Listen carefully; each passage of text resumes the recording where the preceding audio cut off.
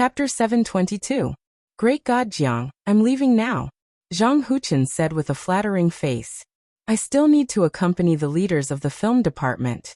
After all, I have made them work hard. Young Master Jiang, I'm going too. Let Li Huiyan accompany you. Bai Choufei also bowed and said goodbye. He needed to accompany the leaders to have fun. Go. Jiang Tian nodded. Mr. Jiang is Zhang Zhongguo's nephew, Zhang Jinghua's grandson. Just when everyone was guessing Jiang Tian's identity and feeling puzzled, suddenly, a tall and handsome young man, surrounded by several strong men, quickly walked over. He put his hands in his pockets and walked with a powerful aura. Redwall descendant. Of course he can get the leaders of the film department to endorse him. Of course he can trample on these star directors. Wan Chuha. He is the son of Wan Qili, the leader of the United Bamboo Gang in Taiwan. United Bamboo Gang? Gosh, that is the #1 gang in Taiwan. Many young ladies and young masters were shocked when they saw this young man. They quickly opened a path for him. Even those who walked forward trembled and showed a hint of fear. They went up to greet him and said apologetically, Young Master Wan, you are here. I didn't know you were acquainted with Mr. Jiang, so... Boom. Everyone was shocked. Everyone's gazes towards Jiang Tian became complicated. There was some fear, some shock, and some disbelief. Wan Chuha is friends with this young man? Did he have such a wide network of connections? Zhirua, Jiang Tian is the nephew of the Zhang family. You didn't know? Wu Chuchu was a bit shaken. She frowned and said, Could it be that even Wan Chuha knows Jiang Tian? Are they on good terms? Wu Zhirua frowned and said nothing. However, she was having an intense mental struggle in her heart, hesitating whether or not she should reconcile with Jiang Tian. Suddenly, the smile on Wan Chuha's face turned cold as he said, But Mr. Zhang's friend, Zhen Shuai, provoked me. I have to settle this score. I think with Mr. Zhang's wisdom, you wouldn't fall out with me over a little brother, and fight to the death with the United Bamboo Gang, right? Boom. The crowd was in an uproar again. These Chinese bastards are really daring. Not only did they wreak havoc in Hong Kong, they even offended the Bamboo United Gang in Taiwan. Someone muttered in a low voice. Humph, this time, those bastards from the mainland are helpless. Even if that Jiang guy has the Zhang family behind him, it's useless. That's right. The Wan family dominates the Treasure Island province. They don't need to listen to Yanjing at all. They don't need to give him any face. It's over. This bunch of kids from the mainland are finished. Everyone was discussing animatedly. Xu Minqian and the others were gloating. What? Marshal Zhen actually offended Wan Chuha. Wu Zhirua, who was walking towards Jiang Tian, suddenly stopped and took a few steps back. Xiang Qian's expression was arrogant, and a hint of mockery appeared at the corner of his mouth. Good, this is great.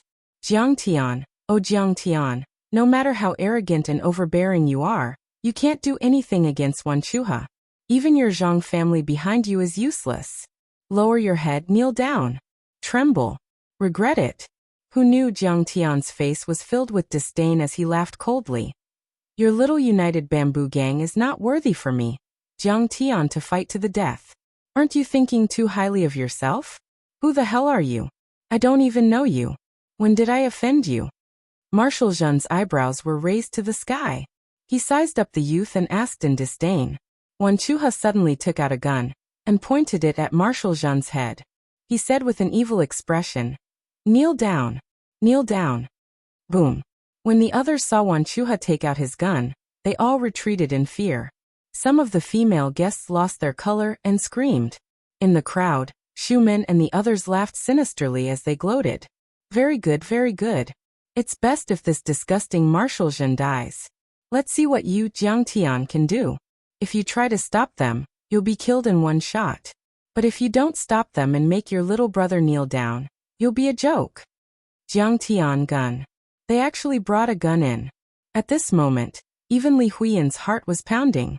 She hugged Jiang Tian's arm and hid behind him. Although she heard that Jiang Tian was a strange person, but she had never seen Jiang Tian's ability with her own eyes. She was still quite afraid. Damn, you dare to play like this? Who is this idiot? Marshal Zhen was dumbstruck. It was not fear, but shock at the opponent's low IQ. Showing off his gun was a very stupid move. His goal was not to kill, but to intimidate. But if the opponent was not afraid, and he did not dare to open fire, then it would be very awkward.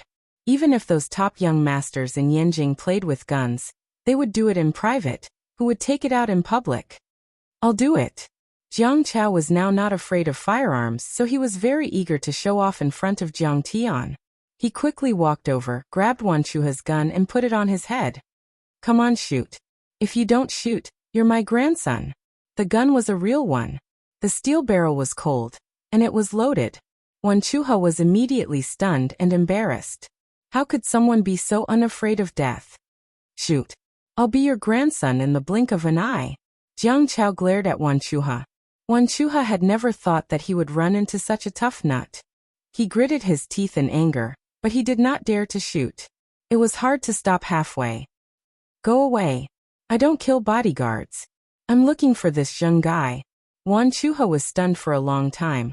Then he finally found a way out and pointed at Marshal Zhen. Cut the crap, Jiang Chao. Jiang Tian said impatiently. Put down your gun. Roger that. Jiang Chao saluted Jiang Tian, then grabbed the gun barrel and kicked Wan Chuha to the ground. Wan Chuha felt a sharp pain in his internal organs as if they were being stabbed by a steel knife, causing him to cry out in pain. Jiang Chao took a step forward and kicked him in the face. Bang! Wan Chuha's nose was broken and blood spurted out. The back of his head was also bleeding on the table. Things happened too fast. Only then did Wan Chuha's henchmen react. They took out their guns and pointed at Marshal Zhen, threatening and cursing. At this time, everyone felt their scalps go numb, and they all retreated dozens of meters away. They called the security, but the security didn't care at all. Wan Chuha didn't dare to shoot. He was a rich young master who cherished his life, but his henchmen did. They weren't afraid of death. Besides, they didn't kill people, but they could cripple them and they would be fine. They would be released after a few days in jail. But more people like Xu Min and Xiang Qian were gloating. Evil people need to be dealt with by evil people. These guys from the mainland have been acting arrogantly in Hong Kong because of their connections in Yanjing. Now, they've finally met a tough opponent. At this time, a cold voice was heard. Wan Chuha, how dare you take out your gun in front of Mr. Jiang? Do you want to die? Everyone looked over and saw the crowd move aside like a tide. A glamorous woman in an evening gown came down from the spiral stairs of the Peony Hall on the second floor. She was tall and over 1.78 with her high heels. She stood out like a crane among chickens and looked down on everyone, making many girls shrink back. A pair of majestic eyes glanced over. The arrogance and coldness in her eyes made countless people lower their heads, as if she were a goddess from an ice kingdom. Who is she? How dare she speak for this guy? Isn't she afraid of offending Wan Chuha? Wu Chu Chu snorted. A socialite next to her who recognized her was startled. She quickly covered her mouth and said, Are you crazy? Don't you know the daughter of the chief of the police force, Fang Guai? Fang Minxia. Wu Chu Chu was startled and suddenly thought of something.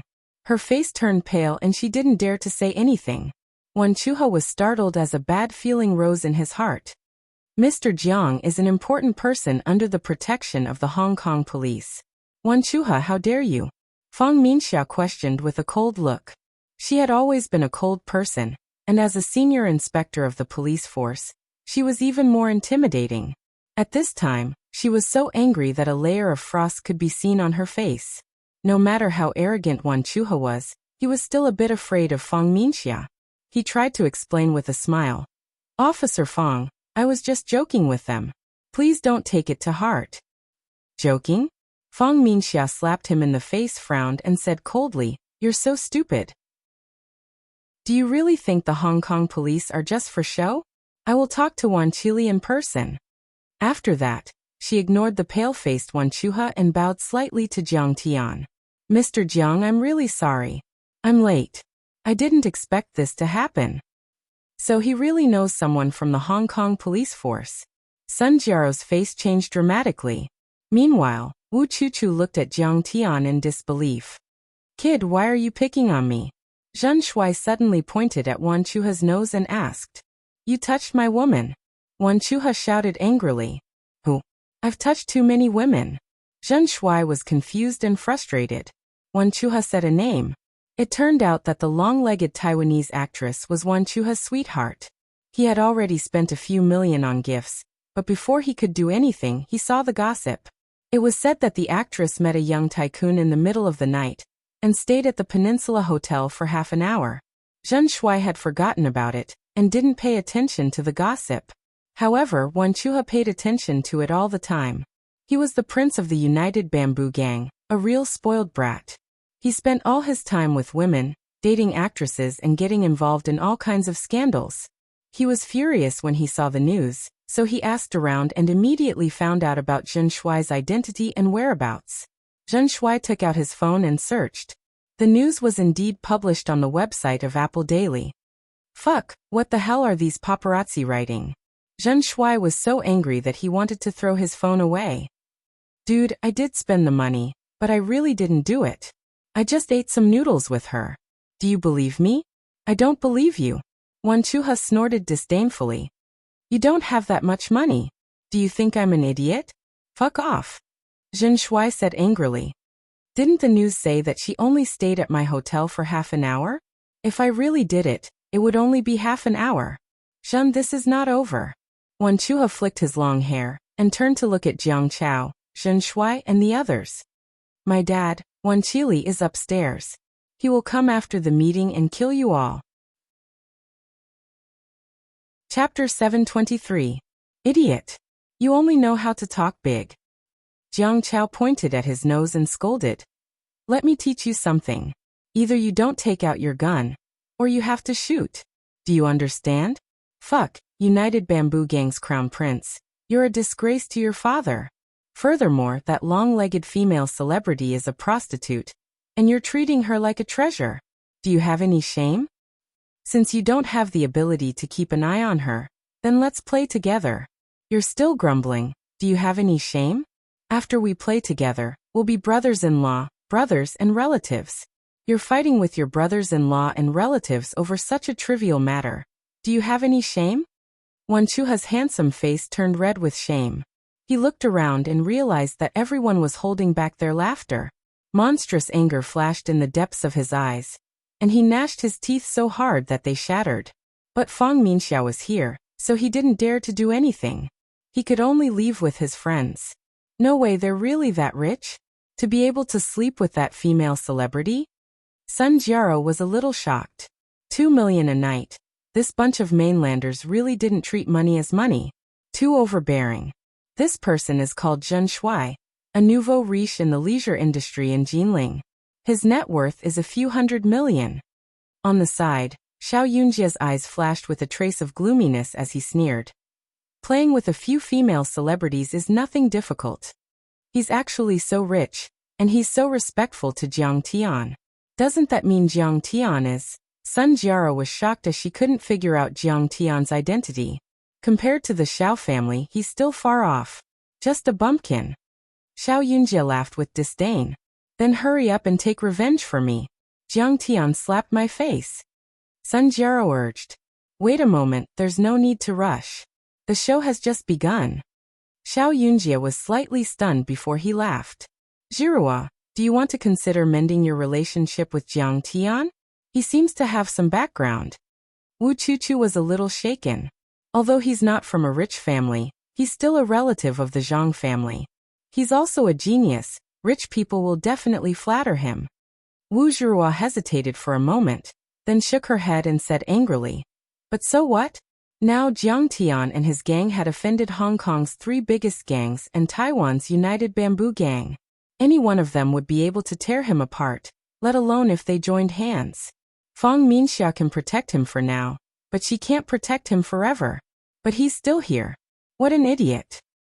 Xiao Yunjia smiled. Miss Wu, haven't you always wanted to meet my big brother, Xiao Yunhao? I'll take you there now. All right. Wu Zhirua's beautiful eyes brightened as she gladly agreed. Even if Jiang Tian was a relative of the Zhang family in Beijing, even if he had some ability, he still couldn't be compared with Xiao Yunhao, who was on the same level as Li Zhikai. The The Peony Hall on the second floor was much higher than the Tulip Hall. If it weren't for Xiao Yunjie, Wu Zhirua and Sun Jiaro wouldn't have had the qualifications to enter. Big brother. This is my girlfriend, Sun Jiaro. This is Sun Jiaro's best friend, the CEO of Mantingchun Real Estate, Miss Wu Zhirua. Xiao Yunjie led a group of people to the front of the young man in a white suit who was surrounded by the crowd and bowed respectfully. Xiao Yunhao, the real young master of Hong Kong, Xiao Shikuan's only son. In Hong Kong, his influence was on par with Li Zhikai. At this moment, he was chatting with Li Zhikai and a few other top young masters, as well as a few famous tycoons. These young masters were of high status. They were basically first-rate young masters. Even Xiang Qian and the others were not qualified to get close to them. At this moment, Sun Jiaro was regretting her decision. From Xiao Yunjie's attitude, Xiao Yunhao was the real young master of the Xiao family, while Xiao Yunjie was more like a follower. The difference was too big. She should be on the list of top young masters like Xiao Yunhao. If she wanted to sell him, she should sell him for a good price. But in front of the future heir of the Xiao family, she didn't dare to be rude. She quickly said, Mantingchuan's board member Sun Jiaro greets young Master Xiao. At this moment, she played a trick. In fact, she was only a senior assistant of the board, but she vaguely said that she was a member. Those who didn't know better would think that she was a board member. Young Master Yunhao, this is my niece Wu Zhirua. Look, she's very beautiful. Wu Chuchu's face was full of joy as she pushed her niece out. She was full of regret.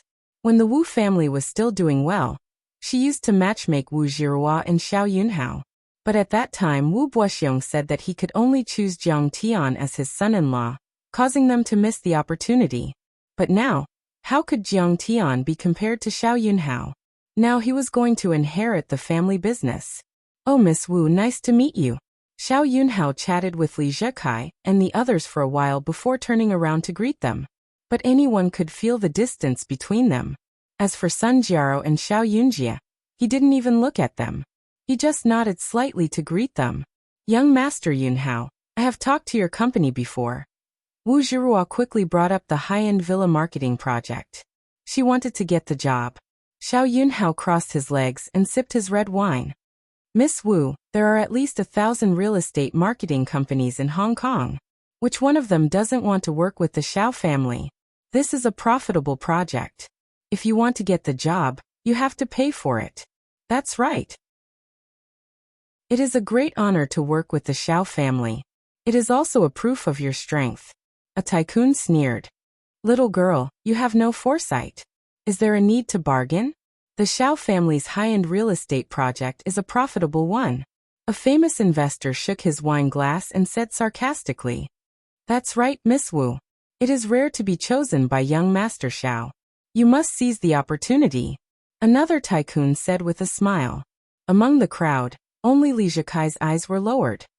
He didn't say a word, but the corner of his mouth seemed to be smiling. Wu Zhirua's face froze. Xiao Yunhao pondered for a while, and then said with a smile. However, since you are Sun Jiaro and Yunjie's friend, I will give you a chance. I will increase your profit from the original 5% to 8% as a reward. Thank you. I will do my best to complete this project. Wu Zhirua was overjoyed. If that's the case, we are friends from now on. Xiao Yunhao introduced Wu Zhirua to his friends, which made her feel flattered. The people around Xiao Yunhao all had a strict aura. They were either wealthy or respectable. They were all super rich and were investors in real estate projects. Their net worth was as high as 10 billion, far surpassing that of the Wu family. Su Zixuan is here. Suddenly, an uproar came from downstairs. It seemed that someone important had arrived. She is here? Xiao Yunhao rose to his feet and was overjoyed. Seeing this, Wu Zhirua let out a wry smile. She had heard that Xiao Yunhao had been pursuing Su Zixuan for many years, and had always been single. He was known as the most eligible bachelor in Hong Kong. Now that she had seen him in person, she knew it was true. The funny thing was that her aunt wanted to push her to Xiao Yunhao. Wasn't that a fool's dream? Compared to Su Zixuan, the gap was too big. After all, she was Su Majai's granddaughter. Su Majai was the most powerful sorcerer in Hong Kong. He was on equal footing with many big shots. I will go and have a look. Xiao Yunjie walked to the railing and looked downstairs. He frowned and said, Brother Su Zixuan is here. Big brother Su Zixian is here, but why is she dancing with that guy from the mainland? At this time, the ball had started in the Tulip Hall. Jiang Tian and Su Zixuan were dancing on the dance floor. Wu Zhirua also saw this scene and couldn't help but be shocked. Originally, she only thought that Jiang Tian and Su Zixuan were friends, but she didn't know how deep their friendship was. Now it seemed that their friendship was not shallow. At this time, she couldn't help but feel a little regretful. Although Su Majai's family was not as rich as Xiao Shikuan's family, they were still a force to be reckoned with in Hong Kong. If she had used Jiang Tian as a springboard to get acquainted with Su Majai and other big shots, developed for a while, and then met Xiao Shikuan again, she would have a certain amount of capital and foundation, unlike now, when she was at the mercy of others and was in a passive position. What is this Chinese guy's background? Xiao Yunhao walked to the railing and took a look. His eyes suddenly became cold and angry. Everyone's face was strange. Although Jiang Tian was famous around the world, it was only limited to the top intelligence agencies in the dark world. And in Hong Kong, only a few top tycoons and big shots knew him. Moreover, because of competition in the same industry, Xiao Shikuan personally ordered the whole Hong Kong to block the news about the immortal healing village and the Jiang family. This was a top secret. Not to mention Xiao Yunhao, almost everyone present didn't know about Jiang Tian. But Wu Zhirua looked at Li Zhekai nervously. Li Zhekai sipped his red wine and didn't say a word, as if he didn't know Jiang Tian. Wu Zhirua's heart thumped. It's over. Now Li Zhekai made it clear that he didn't want to offend Xiao Yunhao, and didn't want to speak for him. Why was this Jiang Tian so reckless? It was fine if he hooked up with Fang Minxia, but he even hooked up with Su Zixuan. And it seemed that she was right not to choose him. He was a womanizer and had a messy private life. He was definitely not a good match. At this time, Xiao Yunjie smiled and said, the relative of the Zhang family in Yanjing, Zhang Huchen's cousin Jiang Tian, has just bullied a lot of people downstairs. He even suppressed Fang Shumin. Sun Jiaro had been encouraging him to step on Jiang Tian. But he didn't act rashly. First, he wasn't 100% confident. After all, now he knew that Jiang Tian was a relative of the Zhang family in Yanjing. Second, he also didn't think it was worth it. For a girl like Sun Jiaro, he could just play with her for a few days. It was not worth offending people for her. But now, with his cousin's help, he could also report to Sun Jiaro. Sun Jiaro was jealous that Jiang Tian had hit her before, so she added fuel to the fire. Young Master Yunhao, look at him and Su Zixuan being very intimate. Why? How can he be compared to young Master Yunhao?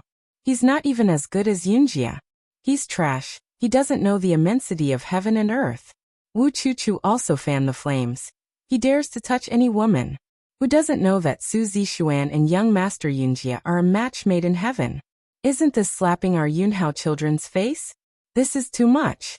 Now that the Wu family got to know Xiao Yunhao and got the Xiao family's big order, they would take off. In her eyes, Jiang Tian was not worth mentioning. Of course, she would stand on the Xiao family's side. Let me see how much weight he has. How dare he touch my woman? Xiao Yunhao couldn't bear it anymore. He pushed the crowd away and strode downstairs. Chapter 724. On the way downstairs, Xiao Yunjie pointed at Wu Zhirua and scolded. Wu Zhirua, your friend is courting death. Look at how angry he is with my cousin. Wu Zhirua's face was livid and she didn't say a word. Originally, Luo Ziho was looking for people to spread the news in the Tulip Hall, wanting to crush Jiang Tian. But when Zhang Huchen arrived and turned the situation around, everyone suddenly felt that they couldn't understand Jiang Tian. No one dared to act rashly. However, as soon as Xiao Yunhao stepped forward, many young masters heard the news and followed him, wanting to pressure Jiang Tian. After all, Xiao Yunhao was the focus of the entire party, and his every move attracted attention. After a while, Xiang Qian He Hongchen's nephew, Kai Xiaofei Wan Chuha, and more than a dozen young masters surrounded Xiao Yunhao. It's over, it's over. These mainland kids are done for. Xiao family, that's a real top family, one of the 4 major families in Hong Kong. Yeah, even his father, Xiao Shikuan, can talk to the chief executive as an equal. Xiao Yunhao, Bamboo United Gang, Number Gang and other forces in Hong Kong. Who can withstand their wrath? Seeing a group of people walking towards Jiang Tian, everyone was shocked. They knew that Jiang Tian was done for tonight. Wu Jirua's face was pale. If Xiao Yunhao stepped forward, Jiang Tian would have no chance of turning the situation around. Mr. Zhang's dancing almost broke my leg. At this time, Su Zixuan, Fang Minxia, and Li Huiyan were chatting with Jiang Tian. Zixuan. Su Zixuan was holding Jiang Tian's arm with one hand and covering her stomach with the other. Suddenly, she heard a cold voice. She turned around and saw Xiao Yunhao staring at her coldly. Young Master Xiao. Su Zixuan's face stiffened. How could she not know Xiao Yunhao's pursuit of her? But she was a cultivator, and she didn't care about worldly wealth. Therefore, Xiao Yunhao's wealth and background, which was an unparalleled temptation to other women, was not attractive to Su Zixuan at all. In her eyes, there were only geniuses like Jiang Tian. Even if Xiao Yunhao couldn't be compared with Jiang Tian, as long as he had some ability, it would be enough. Unfortunately, Xiao Yunhao was just an ordinary person. Su Zixuan, is this your friend? Why don't you introduce him? Xiao Yunhao smiled meaningfully. Jiang Tian. He's not my friend. He's the one I'm pursuing. Unfortunately, he hasn't accepted me yet. Su Zixuan suddenly had an idea and laughed. As soon as these words were spoken, the crowd went into an uproar. This was a slap to Xiao Yunhao's face.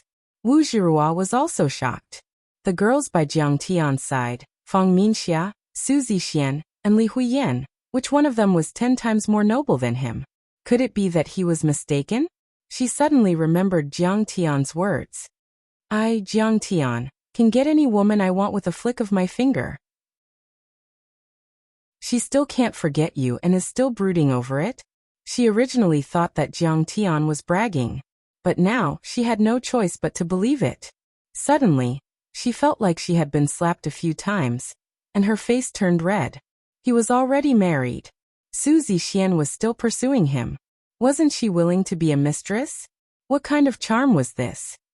Xiao Yunhao was so angry that his face turned green, and he gritted his teeth.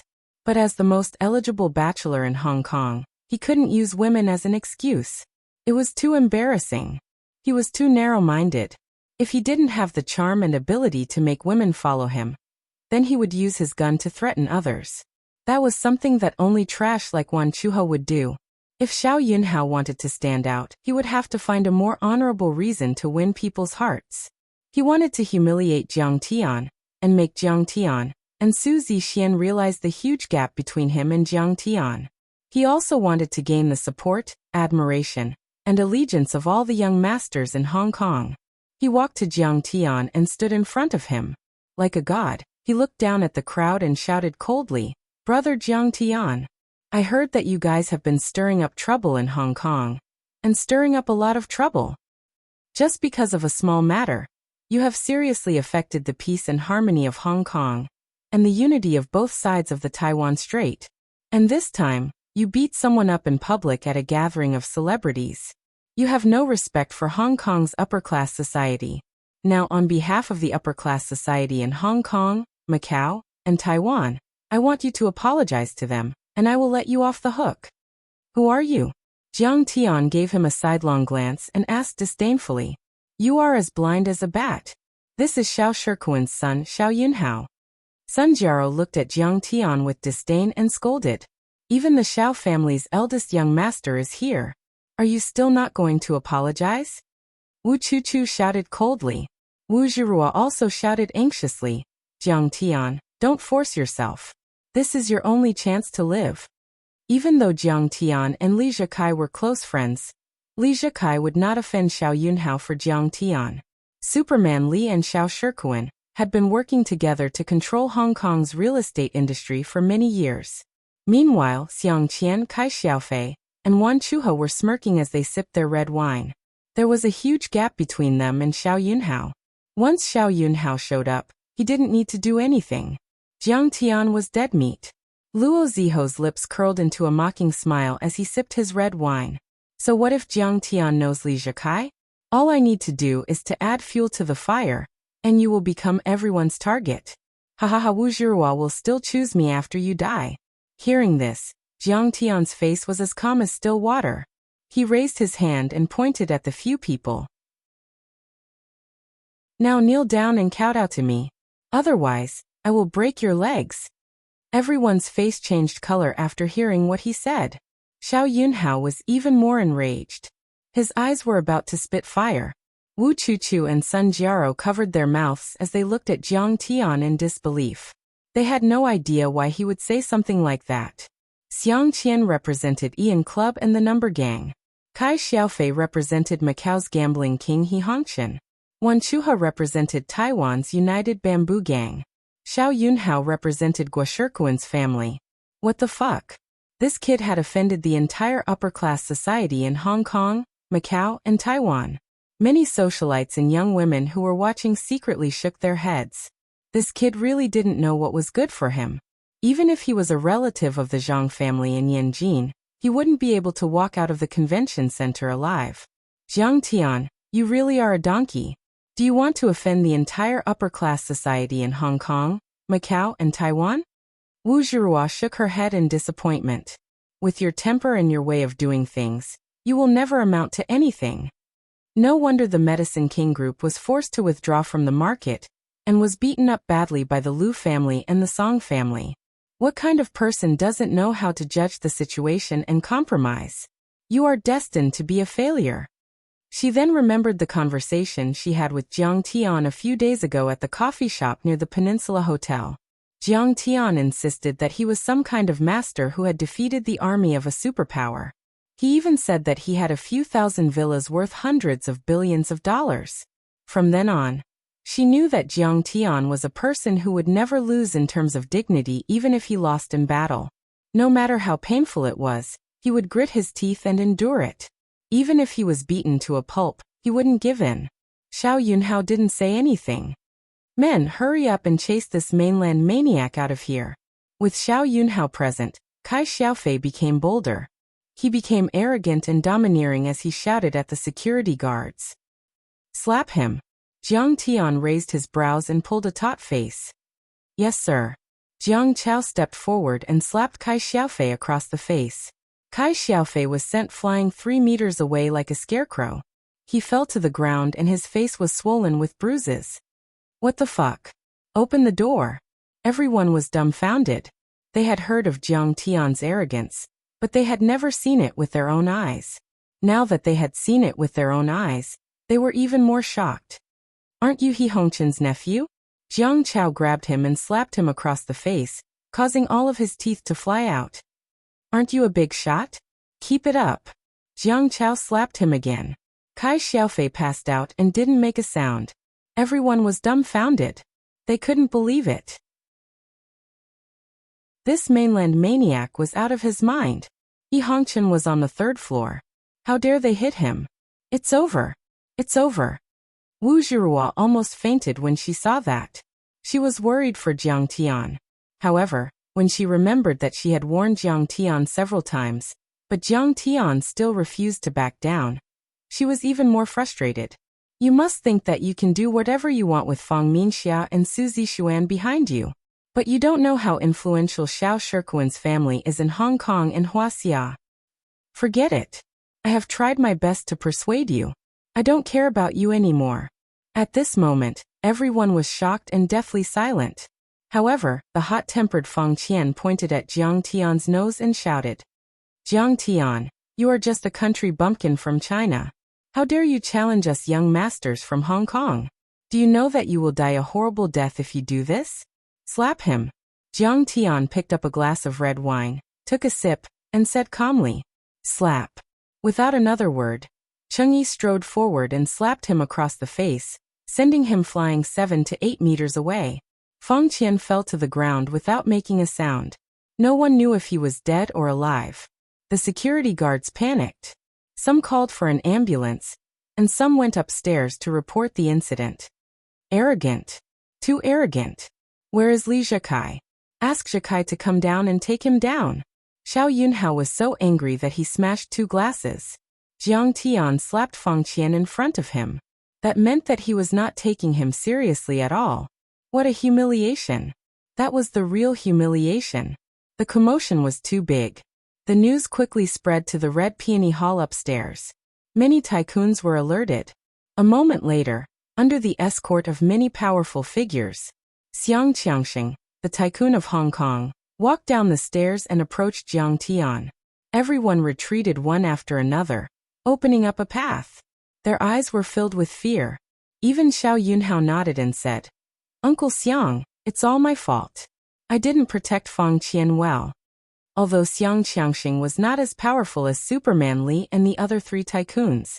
But the problem was that Xiang Qiangxing was a member of a secret society. He was a tycoon of a secret society. He was the kind of person who could kill without batting an eyelid. This kind of person might not be able to make you successful, but he could crush you in a matter of minutes. He could not be offended. Chapter 725. It's not your fault.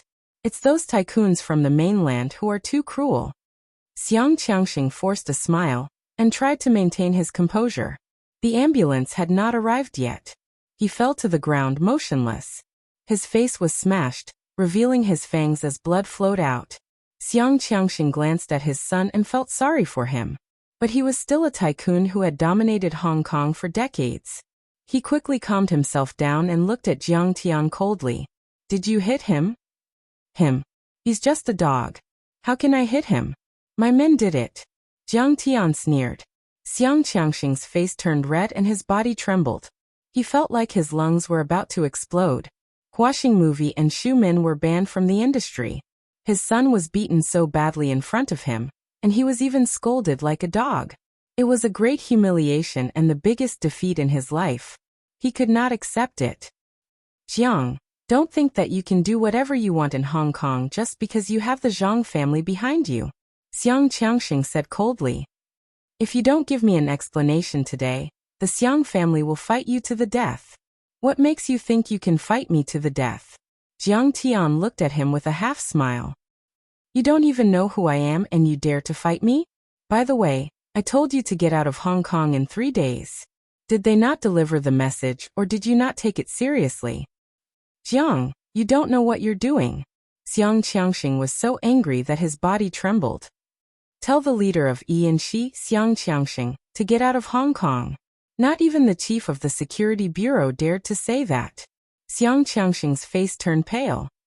"Now the Zhang family of Yanjin dares to fight me. They don't know what's good for them. I, Xiang Qiangxing, will make you cower in fear." "Hee." Jiang Tian sneered and looked at him with disdain. He did not even bother to argue with him. Xiang Qiangxing was so angry that his face turned pale. Everyone around also shook their heads.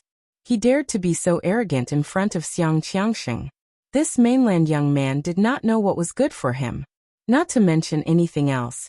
Would you be able to dodge if a few men of sacrifice were to shoot you from the back? "Jiang, I know that your grandfather, the Zhang clan, is powerful. You're not afraid of my Xiang clan, but what if they join in?" Xiang Qiangxing suddenly regained his calm and said loudly. As soon as he finished speaking, another group of people came forward, led by Wei Duangong. Wei Duangong, Number Gang's leader. Number Gang's main force is in Europe. Even if Jiang Tian is backed by Yanjing, he can't control Europe. Seeing Wei Duangong's arrival, many tycoons and celebrities exclaimed in surprise. Even though Jiang Tian had the Zhang family's red background, he couldn't do anything to Wei Duangong. After all, they were an international club, and their influence was in Europe.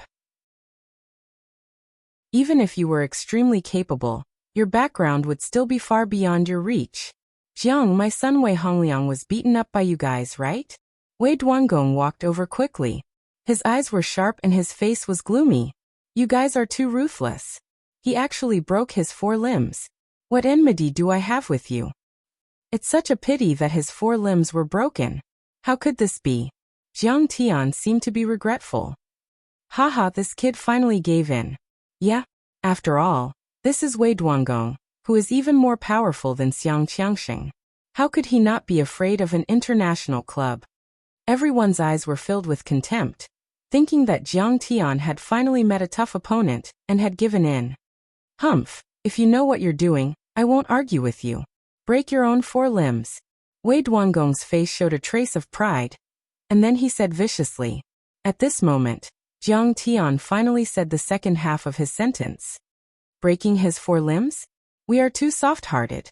How is that enough? We should just beat him to death. Everyone was speechless after hearing this. This mainland boy was too arrogant and proud. He actually wanted to kill Wei Hongliang. Even if he was just saying it, how could he say it so easily in front of Wei Duangong? As long as he said it, the Wei family would definitely accept the challenge. Sure enough, Wei Duangong was almost choked to death by Jiang Tian's words. He said with hatred, Jiang, you're too arrogant. Don't think that I'm afraid of you just because you're doing well in the mainland. I have tens of thousands of men in Europe. I'm not even afraid of the mafia. You're in trouble. Our number gang will definitely seek justice from you, including the Zhang family behind you. Haha, you want to seek justice? Sure. At this time, Jiang Tian glanced at the crowd and said lightly, Who else? Stand up together.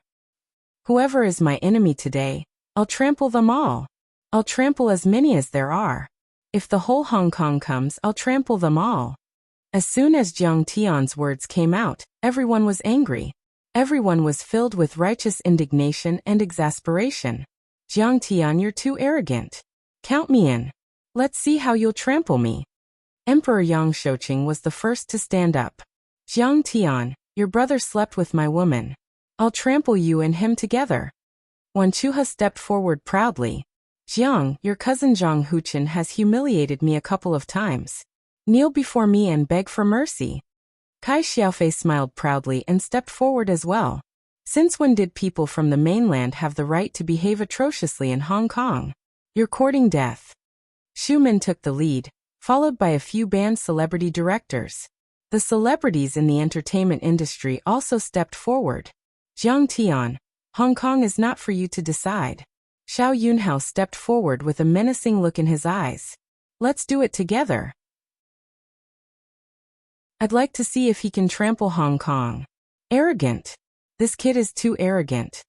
Seeing this, Luo Ziho and a few other second-tier and third-tier tycoons also stepped forward and followed Xiao Yunhao. They all had extraordinary backgrounds and were quite wealthy. Their family assets were all worth tens of billions. Wu Jiruo's face changed color as her body trembled. She had never thought that Jiang Tian would be so arrogant and offend so many people. Wei Duangong, Yang Shouqing, Xiang Qiangxing, Xiao Yunhao. They were all influential figures in Hong Kong. Kai Xiaofei was backed by the gambling king of Macau, He Hongqian. Wan Chuha was the son of Wan Qili from the United Bamboo Gang in Taiwan. Everyone stepped forward to pressure Jiang Tian. It was as if Mount Tai was pressing down on him. So many tycoons were enraged. It was as if a volcano had erupted. Even Zhang Zhonghua, the current family lord of the Zhang family, would not be able to withstand the pressure, let alone a junior of the Zhang family. Let's see how he will trample us. Let him be. Then, all the celebrities from Hong Kong, Taiwan and Macau stood against Jiang Tian. What are you waiting for? Do you want to die? Why are you standing with this poor guy? Wu Chuchu scolded and pulled Wu Jiruo aside. But, Wu Jiruo hesitated for a few seconds. In the end, she heaved a sigh and walked to the opposite side of Jiang Tian. This was the time for her to make a stand. If she didn't stand out, she would be ostracized by everyone in the future. She wouldn't be able to survive. Wu Jiruo's friend. Does the Wu family not want to stay in Hong Kong anymore? At this moment, some of the young masters were already glaring at Wu Jiruo with unkind eyes, gnashing their teeth. The Wu family owes my bank tens of millions. The one who spoke was the young chairman of Hong Kong's credit bank. Humph. I will ask the bank to take back their loan. I will make them bankrupt overnight. Wu Jiruo was so scared that she almost fell to the ground. She quickly waved her hand and said, I don't know him. He has nothing to do with my family. She was extremely regretful. She should have ignored Jiang Tian when he first came to Hong Kong. She should have pretended that she never knew him. In a blink of an eye, The scene was divided into two distinct groups. There were hundreds of people from Hong Kong, Taiwan and Macau. Each of them had a powerful aura. On the other hand, Jiang Tian was all alone. It was as if the whole world had turned against him. On the other hand, there were Jiang Chao, Zhen Shuai and Qing Yi. Do you still want to trample Hong Kong? Who gave you such confidence? If you have the balls, you can trample on all of us.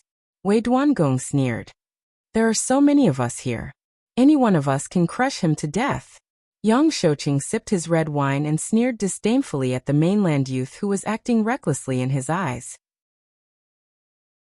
I don't believe that we can't crush him with so many of us here. If he doesn't, he will die a horrible death. Xiang Qiangxing sneered, his hatred soaring to the heavens.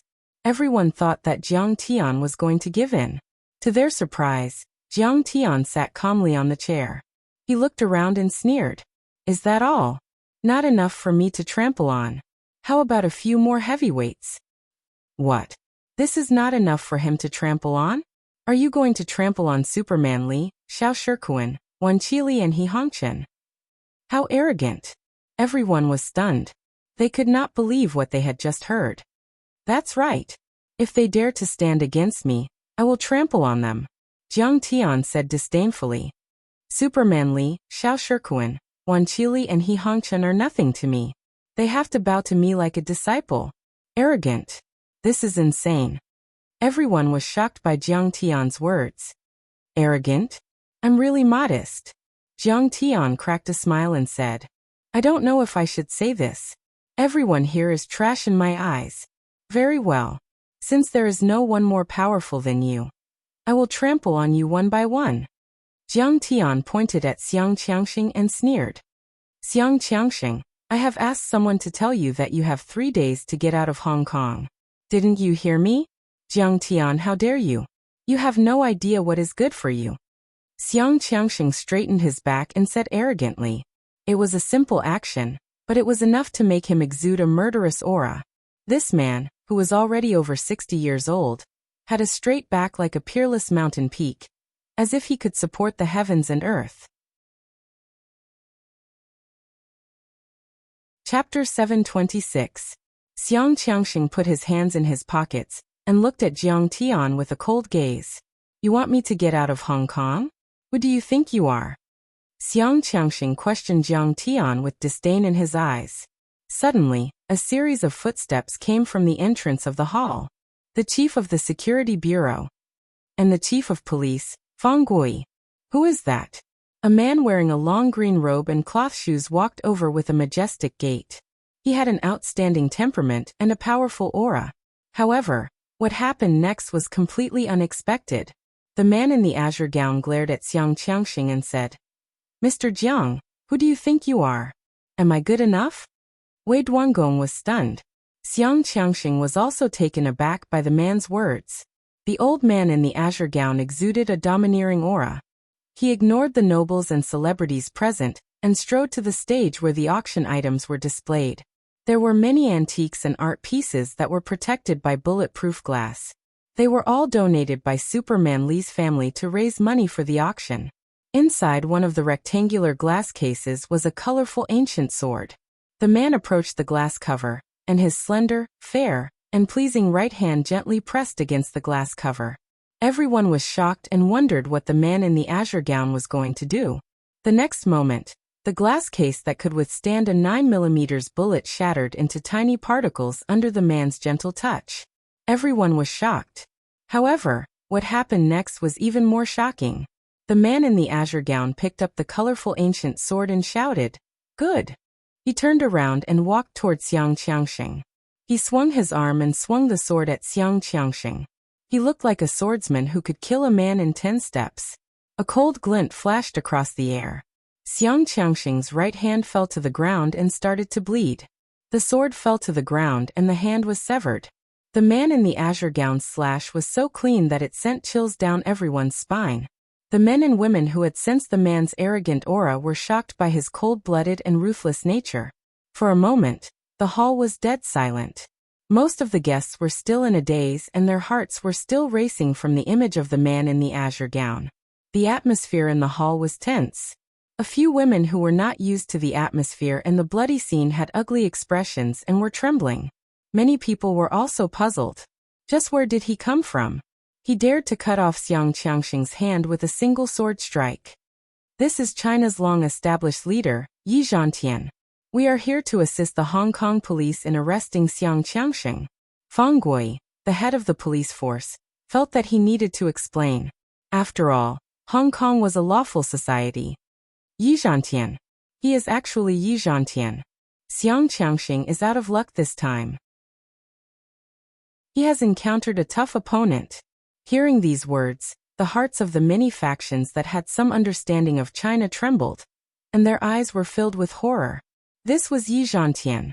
The long formation dragon head was an important weapon of the country. It was no exaggeration to say that its influence was comparable to that of a general. Fang Gui, I refuse to accept this. What crime have I committed? You didn't convict me, so why did you cut off my hand? Xiang Qiangxing pinched his broken wrist. He was in so much pain that his face was covered in cold sweat. His hair was messy, and his clothes were stained with blood. He was in a sorry state. Where are the bodyguards? Protect me. Bang. Bang. A few men of sacrifice stepped forward and pulled out their pistols. However, they did not dare to point at Yi Zhantian. They only surrounded Xiang Qiangxing and acted as a human shield. Call the lawyer over. I want to sue them. Xiang Qiangxing was like a trapped dog waiting to be slaughtered. He roared ferociously and fought with all his might. He was not stupid, and he was not afraid of what he said.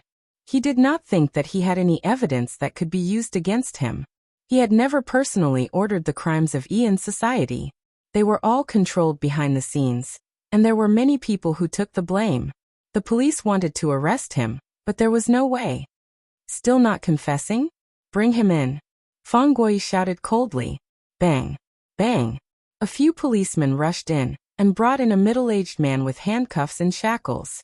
He pointed at Xiang Qiangxing and said loudly, Xiang Qiangxing once gave me a large amount of financial support. I was ordered by him. In addition, he also ordered the members of Yi in society to commit 3 murders and 5 cases of intentional assault to disrupt the market order. At this time, Zhen Shui opened his mouth and said mockingly, Xiang Qiangxing, don't you have 80,000 loyal soldiers? Haha, aren't you arrogant? Continue to be arrogant. I'd like to see how you can still be arrogant. Every time Zhen Shui spoke, Xiang Qiangxing's face turned paler. After he finished speaking, Xiang Qiangxing's face was paler than a corpse that had been dead for 3 days. Follow me and kill our way out. Each of you will be rewarded with $10 million. Suddenly, Xiang Qiangxing grabbed a pistol from one of his subordinates. He roared and shot at Yi Zhantian while rushing toward the door. Go to hell. Yi Zhantian waved his hand, and the sword flew up. Swish. Bam. Xiang Qiangxing's head flew out, and blood gushed out of his neck.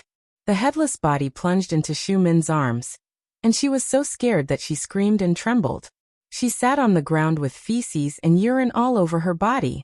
The shiny marble floor was covered with blood, and it was a shocking sight. The bloody scene made the whole place silent. Everyone kept quiet out of fear. Wei Duangong and Yang Shouqing were frightened and uneasy. They subconsciously wanted to escape. They knew that once the long formation was deployed, it would be the time to draw their swords. Ian society would fall, and the next one would be them. But when they looked at the door, they were dumbfounded. Dozens of armed soldiers were already guarding the place to the death. They had mobilized the army. Who could defeat them? At this time, there was a dead silence. Yang Shouqing's phone suddenly rang. He took out his Wei to phone and answered a few words. The phone slipped to the ground. It was Bai Jifan's report. Tens of thousands of members of several gangs were swept up and suppressed by the police. The backbone was arrested, and none of them escaped. The key was the cooperation of the Big Circle Gang and Fuqing Gang. The number of people mobilized was 60,000. This was equivalent to doubling the police force in Hong Kong. This made the Hong Kong police, who had always been helpless against the gangs, like a tiger that had grown wings. The operation was as smooth as chopping vegetables. Fuqing Gang, the Big Circle. It was the Big Circle. At this moment, he suddenly understood why Yang Jiaming was sent back. With the help of the Big Circle Gang, even if Yang Jiaming was hiding in a rat hole in the United States, he would be dug out. However, there was one thing that he did not understand. The Big Circle Gang had only committed a few robberies in Hong Kong in the 1990s and disappeared without a trace. They had not interfered with the gangs in Hong Kong. Why would they help the Hong Kong police suppress them? His expression changed drastically, and he trembled. He looked at Jiang Tian in disbelief and said, What's your relationship with the Big Circle Gang? Jiang Tian did not even look at him. He did not have the right to talk to him. He would be a wronged ghost. He's the boss of Lianxing Yang Shoucheng. It's your turn now. Feng Gui's gaze was as sharp as a knife. In an instant, he straightened his body and felt proud. For many years, he had wanted to take care of Wei Duangong, Xiang Qiangxing, and Yang Shoucheng. However, he could not make up his mind. Most importantly, he did not have the ability to do so. However, many people in Hong Kong who did not know the truth thought that he was muddle-headed and incompetent, and some thought that he was in cahoots with the bosses. He had been criticized by the people in Hong Kong for a few years. Feng Gui was proud and satisfied that he was able to accomplish this before he retired. He could die in peace. Feng Gui, you've been wanting to arrest me for a long time. Yang Shoucheng was trembling, but he forced himself to stay strong. He said angrily, Feng Gui, you and the Independent Commission Against Corruption have arrested me a few times. But every time you arrested me, you let me go obediently. The more he spoke, the more confident he became. He put his hands in his pockets and said proudly, I'm a legal businessman. I abide by the law. Every penny I earn is clean and clean. So don't waste your time. Don't waste the police force. Boss Yang, I'm more aware of whether your money is clean or not. Suddenly, a mocking snort was heard. Feng Zhanbua, who was in a decent suit, walked over and said proudly, I've already accused you as a tainted witness. You opened casinos, brothels, sold firearms and drugs, laundered money, engaged in organized crime, and even bribed the police. I'm afraid that you will be imprisoned for life. Chapter 727. It's you. How dare you betray me? Yang Shoucheng's face turned pale. He broke out in a cold sweat and trembled. I was forced to do it. It was you who pointed a gun at my head and ordered me to do the accounts. We were never on the same side. How can I betray you? Feng Zhanbua said innocently. You. Shameless. Yang Shoucheng screamed in horror. In the next moment, this senior elder was so scared that his knees went soft, and he collapsed to the ground, urinating and defecating. He had a stroke. Take him away. Feng Gui waved his hand coldly. Feng Minxia came forward with a few police officers and took Yang Shoucheng away. Feng Gui, we have had tea together more than once. You don't want to arrest me, do you? Only Wei Duangong remained calm and composed as he chuckled in a low voice. Have tea with you? That's to use your power to suppress Yian society in Lianxing. What right do you have to make me drink tea with you? Feng Gui sneered and his eyes were sharp. Finally, it was time to draw his sword. He was exhilarated. Feng Gui, I am a British citizen. You don't have the authority. If you arrest me, it will cause an international dispute. Wei Duangong's face changed slightly. He quickly calmed down, put his hands in his pockets and laughed proudly. Sorry, I arrest you on behalf of the British police and hand you over to the Hong Kong police immediately. At this time, a soft and graceful voice came. A golden-haired, blue-eyed woman in an elegant robe strolled in like a goddess. Behind her were a few British people. Hera of the Pantheon. Wei Duangong was stunned. He couldn't believe it. He was so scared that his face turned pale, and he kept stepping back. Until he was handcuffed by the British people. He reacted and shouted angrily. Hera, our number gang has paid tribute to you more than once. Hundreds of millions of euros. And I have the support of the British royal family. We are friends. We are comrades. Jianghu, who the hell are you? You can mobilize the Pantheon. Tell me, let me die with a clear understanding. Bang. A British police officer unceremoniously punched him in the stomach and shut him up. At the same time, he reprimanded him in a low voice. What are you doing? Shut up. Even the British royal family can't save you. The person you offended is Master Kong, the famous Jiang Ligua. He's the head of state of Sidoni. Only then did Wei Duangong understand. His face instantly turned deathly pale, and he stared at Jiang Tian with wide eyes, not daring to believe it. Yes, you have no idea who you have offended. Hera smiled disdainfully and shook her head lightly. Mr. Jiang is not someone you can afford to offend. Wei Duangong immediately regretted it. It was too late for him to beg for mercy. He had already been dragged out. Everyone's eyes were filled with shock and fear. They were like quails trembling in the face of a tsunami. Wei Duangong, Yang Shouqing, and Xiang Qiangxing were arrested. One suffered a stroke, and one died. The three major Hong Kong gangs had been wiped out by the Hong Kong police within the past hour. A total of over 1,000 members of the society were arrested, and dozens of criminals who resisted stubbornly were shot dead. All the police stations, prisons, and correctional facilities in Hong Kong were filled with people. It wasn't just the convention center that was shaken. Hong Kong was shocked. Tremor. The whole world was shaken. All the major media outlets were scrambling to break the news and report the news at great length. The spokesman of the Hong Kong police and the mainland police held a press conference to announce the crimes committed by the three gangs and the results of the operation. The news was then spread to the ears of the rich and powerful in the convention center. The mafia that dominated the middle and lower social classes in Hong Kong would become history after tonight, and it would come to an end forever. When the rich and powerful people from Hong Kong, Macau, and Taiwan understood this point, they instantly felt a chill in their hearts. Their hearts were filled with sorrow, as if they were in the same boat. And the one who did this was none other than this ordinary-looking young man in front of them. He had crushed the three major gangs in Hong Kong with one stomp. Who the hell was he? What kind of person could have such terrifying power? A member of the Red Wall? The illegitimate son of some big shot? For a moment, this thought appeared in many people's minds. They looked at Jiang Tian with a puzzled expression. Master, I'm sorry I'm late. I didn't expect you to suffer so much in this small Hong Kong. Yi Zhantian walked up to Jiang Tian and bowed respectfully. Don't worry about it. You have done a good deed by arresting them. Thank you for your hard work. Jiang Tian waved his hand and said. Wu Zhirua was completely dumbfounded by what she saw. Everyone sucked in a breath of cold air. What?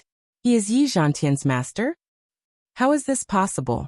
Yi Zhantian rose to his feet and scanned the crowd with a smile. Since everyone is here, let me tell you.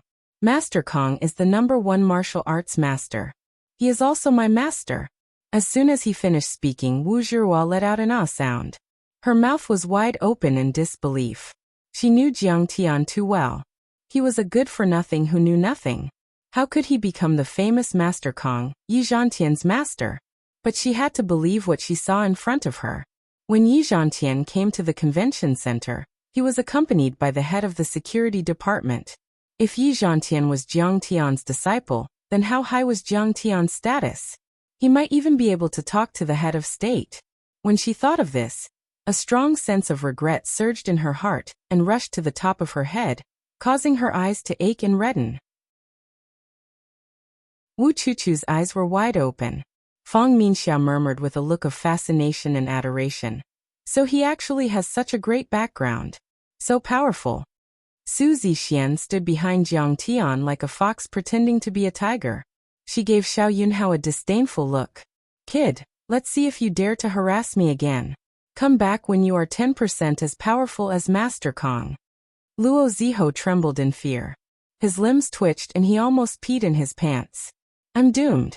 I'm doomed. He is Yi Zhantian's master. Humph. So what if he is a martial arts master? Among the crowd, only Wan Chuha snorted. He is not a rich family after all. He can't be compared to my Wan family. He dared to say that because he had a good father who had the backing of the United Bamboo Gang. The United Bamboo Gang was in Taiwan. The Long Formation could not reach there. Of course he was not afraid. But who would dare to offend the master of the Long Formation #1 Yi Zhantian? Haven't you seen what happened to the three big leaders? No wonder Su Zixuan was so friendly to him. He is a martial arts master. Xiao Yunhao's face was ugly, but he was still stubborn. So what if he is a martial arts master? My family also has a few martial arts experts as bodyguards and consecrators. Their annual income is only 10 million. Hearing this, Wu Zhiruo felt better. She clenched her fists. Her dim eyes once again lit up with flames. The flames of hope, the flames of fighting. So what if he knows martial arts? He has no money. So what if I miss out on him? Maybe in the future I will marry a rich young master with a net worth of billions. She clenched her fists even tighter. She made up her mind.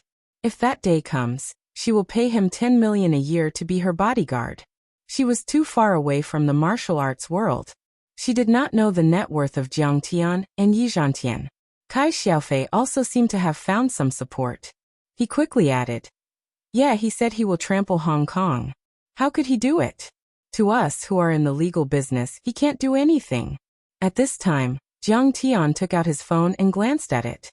Then he glanced at everyone and said, "Kai Xiaofei, Xiao Yunhao, Wan Chuha, do you know why I ignored you? That's because your parents will punish you. That is why I am too lazy to do anything." "What did you say?" Kai Xiaofei was furious. "My uncle is He Hongqian. You want to trample on me? Come on. Come on." Wan Chuha smiled disdainfully. "I am the only son of the Wan family. No matter how strong you are, my dad will not beat me just to be friends with you. I didn't do anything to your friend." Xiao Yunhao shook his head and chuckled. He was a capable man who had made the Xiao family prosper. His father, Xiao Shikuan, trusted him and loved him to the core. Why would he punish him just because of some disrespectful words? "Superman Li is coming down," someone suddenly exclaimed. Everyone looked up and saw Superman Li, He Hongqian, Wan Qili, Xiao Shikuan, and other tycoons coming down from the Bauhinia Hall on the third floor, led by the director of the Joint Office of the Central Committee of the Communist Party of China. Everyone clapped their hands in awe and reverence, and made way for them to pass. These people were the real tycoons of Hong Kong, Macau, and Taiwan. Every single one of them was rich enough to rival a country, and had the power to overturn the imperial court. "Uncle, you are finally here. A few days ago, it was this group of mainlanders who beat me up. They were very fierce." Kai Xiaofei was like a loyal dog that had just seen its master. He ran to He Hongqian and pointed at Jiang Tian. "Get your men to arrest him. Help me vent my anger. This is so annoying." Smack. He Hongqian did not stop. He turned around and slapped Kai Xiaofei to the ground. He was already in his 80s, but he could still hit Kai Xiaofei so hard. He then waved his hand at the bodyguard and said, "Drag him out and break his legs. Oh right, make sure his bones are crushed." Then, ignoring everyone's shocked gazes and Kai Xiaofei's begging for mercy, he quickly walked up to Jiang Tian, knelt down with a thud, and kowtowed 3 times and 9 times. "I didn't know that Master Kong would be here in person. Please punish this old man for being late to welcome you. That little bastard Kai has offended you. I will find a way to make him disappear from this world after this." Everyone was dumbfounded, and felt that their brains were not enough to comprehend the situation. "Mr. Gambling King, you are exaggerating. Even if he is a martial arts expert, you don't have to kneel down like this. You don't have to kill your own nephew. Furthermore, looking at how you're trembling, it seems like you're scared out of your wits. You're an important person who can be received." But the most shocking thing was yet to come. Chapter 728. The next second, Superman Li also knelt on the floor and said respectfully, "I am Superman Li from a wealthy family in Hong Kong. Greetings, God Jiang. I wish you a long life." After that, Wan Qili also knelt on the floor trembling. Wan Qili greets Master Kong. The old man has rebuilt the 9-story pagoda. The old man hopes that you can accept him as your disciple. Greetings, Immortal Jiang. Including Xiao Shikuan, the rest of the tycoons and celebrities who came from the Chinese Redbud Hall. They also scrambled to kneel down towards Jiang Tian. Their eyes were filled with reverence as if they had seen a god. Greetings, Master Kong. I am Su Majai. In the end, even the guardian of Hong Kong, Su Majai, knelt before Jiang Tian. Everyone was dumbfounded. They felt as if their souls were about to leave their bodies. Everyone's body was stiff and motionless. as if they were clay sculptures. It was a shocking scene. They had thought that these bigwigs were here to help the three major societies, and to suppress Jiang Tian. After all, Superman Li had invited the three major societies to come. It was obvious that he was on Wei Duangong's side. Many of them thought that Jiang Tian would not be able to handle it. After all, these bigwigs were too powerful and had too much power. But they did not expect this to happen. This Chinese kid was so overbearing that even the tycoons from Hong Kong, Macau and Taiwan had to bow down to him.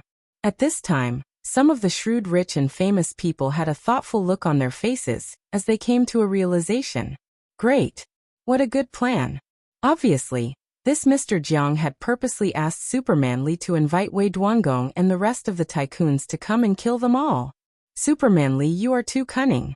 At the same time, some people finally realized what was going on. Jiang Tian had been humiliating Li Zhikai since the beginning, but Li Zhikai didn't stop him. Li Zhikai was obviously watching these tycoons die to get rid of the dissidents. Li Zhikai, you are as cunning as your father. Oh my God. Who is he? Don't tell me he is the third generation of the Chinese Red Army. Are you stupid? Even the leader of the country would not make Superman Li and the rest kneel before him. Maybe he is the illegitimate son of the US President or the British Prime Minister. Otherwise, they wouldn't be so respectful. How is that possible? He's clearly yellow. When did yellow people become the President of the United States and the Prime Minister of the United Kingdom? Everyone started whispering to each other. The scene before their eyes was too shocking. They couldn't believe what they were seeing, as if it was a joke. Everyone, please rise. Jiang Tian raised his hands and smiled faintly. You are all legitimate businessmen. You have made contributions to the country and the nation by making the local economy prosper and create jobs so that the people can live and work in peace. As for your children, it's just a small conflict with me. If I wanted to kill them, I wouldn't have waited until now. Only then did everyone dare to stand up and secretly let out a sigh of relief. These words meant that no one would die. Meanwhile, Yi Zhantian, the director of the Central Liaison Office, Fang Guoyi and other politicians were impressed by Jiang Tian. Master Kong dealt with matters in an orderly manner. He was disciplined and had a good grasp of the big picture. Only such a person could control a country. A man who does not know but is not enraged, is he not a gentleman? Grandmaster Jiang is broad-minded and truly has the demeanor of a gentleman. Superman Li was full of admiration for Feng Yu. Suddenly, Xiao Shikuan waved at Xiao Yunhao. Immortal Jiang, this is my son Xiao Yunhao. He will work for you from now on. What? Work for him? Xiao Yunhao could not believe what he was hearing. Then Xiao Shikuan looked around and sighed. There is something that the old man did wrong. Master Kong is the developer of Sidoni's Xingyuan village for immortals. These villas can prolong people's lives. Each of them is worth over $1 billion USD. There are more than 1,000 of them. These projects conflict with the Xiao family's high-end real estate projects. Under the pressure of the village for immortals, we did not manage to sell any of them. I'm afraid that the Xiao family's cash flow will only last for another month. He shook his head in shame. I was muddle-headed and desperate. I instructed the Hong Kong media to ban the Immortal Healing Village, and even sent a public relations team to slander the Immortal Healing Village in Hong Kong, Macau, and Taiwan. I seriously damaged the reputation of the Medicine King Group and the Immortal Healing Village. He bowed to Jiang Tian and said, however, Master Kong did not forgive me. However, Grandmaster Jiang is a magnanimous man. Not only did he let me off, he even asked Mr. Chen Jinming and Ms. Jiang Lin to talk to me and help me. Now Mr. Jiang has invested in Xiao Enterprise with his technology and owns 51% of the shares. From now on, Xiao Enterprise will be renamed as the Village for Immortals. I was talking to Mr. Chen Jinming and Ms. Jiang Lin upstairs just now. What? What kind of technology is worth billions of HKD? I think Mr. Xiao was forced to do this. Some of them could not believe it and started to whisper among themselves. He has become the biggest shareholder of the Xiao family. Wu Chuchu could not believe her eyes. I'm going to be screwed. I'm doomed. Sun Jiao's forehead was covered in cold sweat. Only Wu Jiruo's face was as pale as a sheet. She did not say a word, but her body was shaking uncontrollably. So he is really something. He could defeat Xiangchang, beat Wei Duangong, and make Supermanly kowtow to him. So he really does own thousands of villas and each one of them is worth billions of USD. So Xiao Shirkuan's family is really having a hard time selling their properties. He has been helping me. So, he was not bluffing or lying. I was blind to not see his true colors. That's why I missed him. Her heart was filled with mixed feelings. In the end, it turned into a strong sense of regret. The woman's nose turned sour, and she could no longer control herself. Sparkling and translucent tears gushed out of her eyes. Of course, she was not referring to the relationship between a man and a woman. After all, Jiang Tian was already married and had no intention of taking in a concubine. She had missed him. If she treated Jiang Tian as a friend, if she became Jiang Tian's female companion tonight, or even if she was less arrogant and disdainful, but more respectful and friendly, or even if she was not hostile to Jiang Tian, she would be able to obtain immeasurable benefits. But don't think that Mr. Jiang has taken advantage of me. Xiao Shirkuan smiled when he heard everyone's discussion. In fact, after Immortal Jiang, no, even after his disciples' renovation, those villas of mine will become blessed paradises. Their value will double, triple, quadruple. That's right. Supermanly smiled enviously. Brother Xiao, you have profited from your misfortune. You have become friends with Mr. Jiang. He also wanted to work with Jiang Tian, but his projects were just ordinary commercial real estate and condominium projects. Xiao Shirkuan's villas were high-end and could work with Jiang Tian's array formation. Come. Yunhao, why aren't you greeting Immortal Jiang? It's your fortune to be able to work for Mr. Jiang. I know him. Jiang Tian did not comment. Seeing Jiang Tian's unhappy face, Xiao Shirkuan hurriedly asked, "Did Yunhao offend Master Kong?" Xiao Yunhao's face flushed red. He was extremely embarrassed. Originally, he wanted to challenge Jiang Tian, but now he had become Jiang Tian's employee. Humiliation, shock, regret, frustration. His expression changed a few times before it turned into despair. He knelt on the ground and said in a trembling voice, "Master Kong, I know I was wrong." He could not bear the pressure that Jiang Tian was exuding. It possessed the power to destroy the heavens and the earth, to topple mountains and overturn seas. My dad, Wan Qili, is upstairs. After his meeting, he will come and kill you all.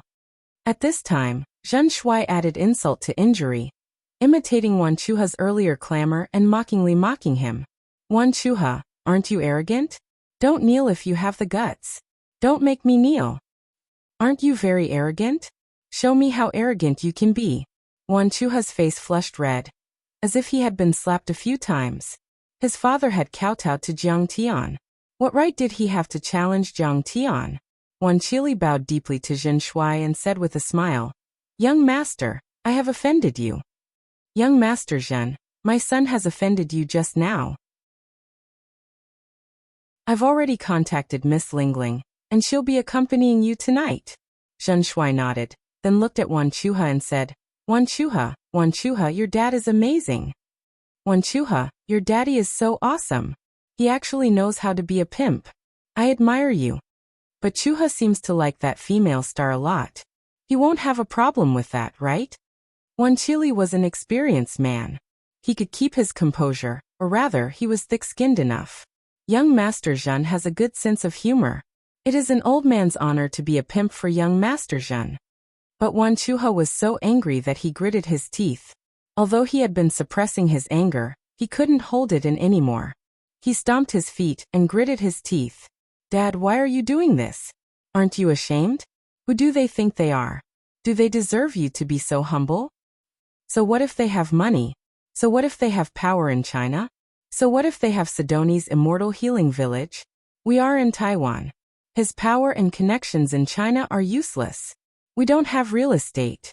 Actually, from Wan Chuha's point of view, what he said wasn't wrong. He was in Taiwan and was in a gang. No matter how powerful your background was, he could just ignore you. He had real estate and medicine, but his family wasn't in the real estate or medicine business. What could he do to him? Ahi, don't be rude. Quickly kneel and apologize to Mr. Jiang and young Master Zhen. Wan Qili wanted to cover his mouth. His heart couldn't take it anymore. But Wan Chuha was still angry. How could he hold it in? Why should I apologize? Why should I kneel and apologize? What do they have? They know martial arts.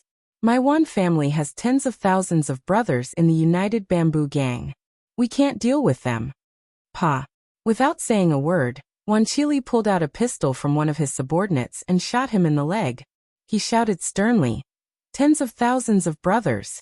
They are nothing." Master Kong had once defeated 28,000 mixed army and air brigades in Japan. He had once suppressed 300,000 soldiers in France. He is a living immortal.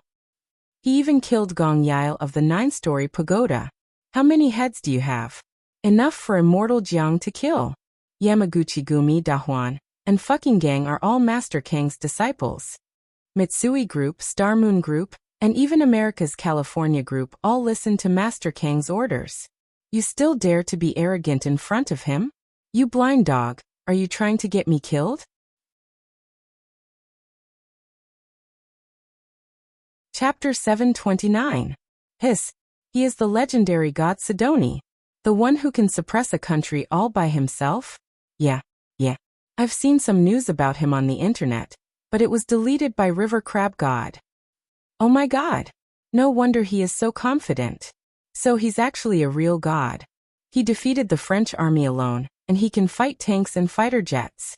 If he is not a god, then what is he? Oh my god. The Yamaguchi Group, the fucking gang, the Mitsui Group, the Californian Group. Which one of them isn't an enemy? He is too kind. He is trying to maintain the legal environment in Hong Kong. Otherwise he would have killed Xiang Qiangxing and the rest of them. For a time, everyone was dumbstruck once more, and they looked at Jiang Tian with fear and disbelief. What? Even old immortal Gong was killed by him. He is so powerful. At this moment, Wan Chuha couldn't take it anymore, and his face turned pale from fright as he knelt on the ground and kowtowed repeatedly. Master Kong, Lord Zhen, I know I was wrong. Please spare my life. Wan Chuha begged in a hoarse voice. Master Kong, please calm down. Look, he knows he was wrong. I will break his limbs as punishment when I get back. At this time, Wan Qili also looked at Jiang Tian pleadingly. However, Jiang Tian did not say a word. He sipped his tea expressionlessly and did not even look at him. Wan Qili's heart skipped a beat, and his heart fell into the abyss. He knew that his son's life was in danger. His straight back bent, and his white hair trembled. It was as if he had aged 10 years in an instant. Bang! He threw a pistol in front of Wan Chuha, took a deep breath and said in a trembling voice, Chuha, kill yourself for the sake of your family. Otherwise, the entire family will suffer. Remember, don't fight for a woman in your next life. It's not worth it. A woman who deserves your love won't let you compete with others, fight with others, and take risks. Everyone was silent. Everyone felt a chill in their hearts. They only felt a chill run down their spines and straight to the top of their heads. Jiang Tian didn't say a word, and the leader of the United Bamboo Gang had to kill his own son to quench his anger. Just how powerful was this? What was power? Power depends on how much you can control and influence others. The power that Jiang Tian displayed at this moment was like that of an ancient emperor. He killed people without saying a word, which caused people's hearts to palpitate. This was 10 times, no, 100 times more terrifying than personally killing someone. A trace of despair and sorrow appeared on Wan Chuha's face. He picked up the pistol and pressed it against his forehead. Dad, I don't blame you. It's all my fault. I'm used to being arrogant and despotic. It's all my fault for being blind. Tears welled up in Wan Chuha's eyes as his heart was filled with regret. In the blink of an eye, he suddenly aimed his pistol at Luo Ziho and fired a shot. And you bitch, go and fan the flames. I only said one sentence. Luo Ziho couldn't believe it. Blood gushed out from his chest. He fell to the ground and died in the blink of an eye. See, bad guys always die because they talk too much. Zhen Shui slapped his thigh and laughed. The police officers hadn't reacted yet. Wan Chuha aimed a shot at his forehead and he fell to the ground, dead. The whole place was dead silent. No one dared to say a word. Wu Chuchu was so scared that her face had turned pale. She was peeing like the Yellow River. "Ah, I came here to have a drink with everyone." In the silence, Jiang Tian stood up and stepped over the pool of blood. He picked up a glass of wine and smiled. "I didn't expect to spoil everyone's mood. I'm really sorry. I wish everyone a happy Lantern Festival in advance." Congratulations to Master Kong for a happy Lantern Festival. Congratulations to Master Kong for making progress every day. May he live for 10,000 years and have a deep Dharma power. Everyone raised their glasses and drank in a hurry. They were afraid that they would be scolded by Jiang Tian if they were late. After drinking this glass of wine, Jiang Tian walked towards the banquet hall with a few of his attendants. Yi Zhantian, Hera, the director of the joint office, Superman Li and other high-ranking officials and rich people crowded around to send him off. The surrounding crowd parted like a tide, opening up a path for him. Everyone looked at Jiang Tian with a complicated gaze. There was fear, shock and doubt, but no one dared to show the slightest disrespect. Wu Zhihua wanted to say something but stopped. She wanted to follow Jiang Tian, but after thinking about it, she stopped in her tracks with a pale face. "Sigh, some relationships are missed. There's no medicine for regret in the world. How can you start over?" Su Zixuan noticed her and raised her glass. A trace of mockery flashed in her eyes. Only Xu Min was shameless to a whole new level. She ran to catch up with Zhen Shuai and whispered, "Young Master Zhen, actually I found that you're very charming. I like handsome guys from the mainland the most." The shyness on her face had reached an unprofessional level. It was extremely seductive and charming. "I wonder if I'll have a chance to have a long talk with you at the hotel tonight?" "Huh? Lingling is already waiting at the hotel. A threesome? Don't you mind?" Zhen Shuai whispered embarrassedly. "What's there to mind? Humph, I represent Hong Kong's female celebrities to compete with those from Taiwan's female celebrities." Xu Min was already hugging Zhen Shuai's arm, leaning close to his ear and whispering into his ear. "Then remember to bring your famous work, Jade Girl Heart Sutra. I loved it when I was young." Zhen Shuai smiled and whispered, "Young Master Zhen, you're so bad. But don't worry, I will." Xu Min punched his chest with her small fists. She then took Zhen Shuai's business card and left. "Damn, she's already so old. Look at those crow's feet. They can pinch a person to death. How can you still do that?" Chengyi glanced at Zhen Shuai. "You're a beast in human clothing." Jiang Chao despised. "What do you guys know? My childhood dream. My childhood dream has already come true. What about you guys?" Zhen Shuai had a look of disdain on his face that said, "You don't understand my taste." Peninsula Hotel, Jiang Tian's room. Disciple Yi Zhantian greets master. Yi Zhantian hurried to Jiang Tian. He lifted the hem of his long robe and kowtowed to Jiang Tian. "Brother Zhantian, I'm just giving you a few pointers. Don't be so courteous." Jiang Tian smiled and helped him up. Hera greets Master Kong. Hera and Su Majai also bowed respectfully. Yi Zhantian, Su Majai and Hera sat down. Jiang Tian went straight to the point. "Zhantian, why did you come to see me?" "Master, after your battle in Wudang, Huaxia's martial arts community has been in turmoil.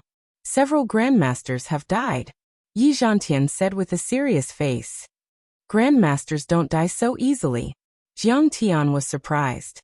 "Including the Dharma Fist Master Wei Hai, Tai Chi Sword Master Chen Jiuling, and Cloud Rubbing Hand Hong Tian," Yi Zhantian said. "In addition, several immortal state warriors have died in the Brahmin of India, Myanmar, and Thailand. Roughly speaking, there are 10 transcendent grandmasters, 3 semi-immortal state warriors, and 1 immortal state warrior. He is the Brahmin Master Ji Wu." As he spoke, he handed over a map with the time, place, and dead overlords marked on it. "Master Ji Wu. I know him. He was a Brahmin Master Ji Wu a few decades ago.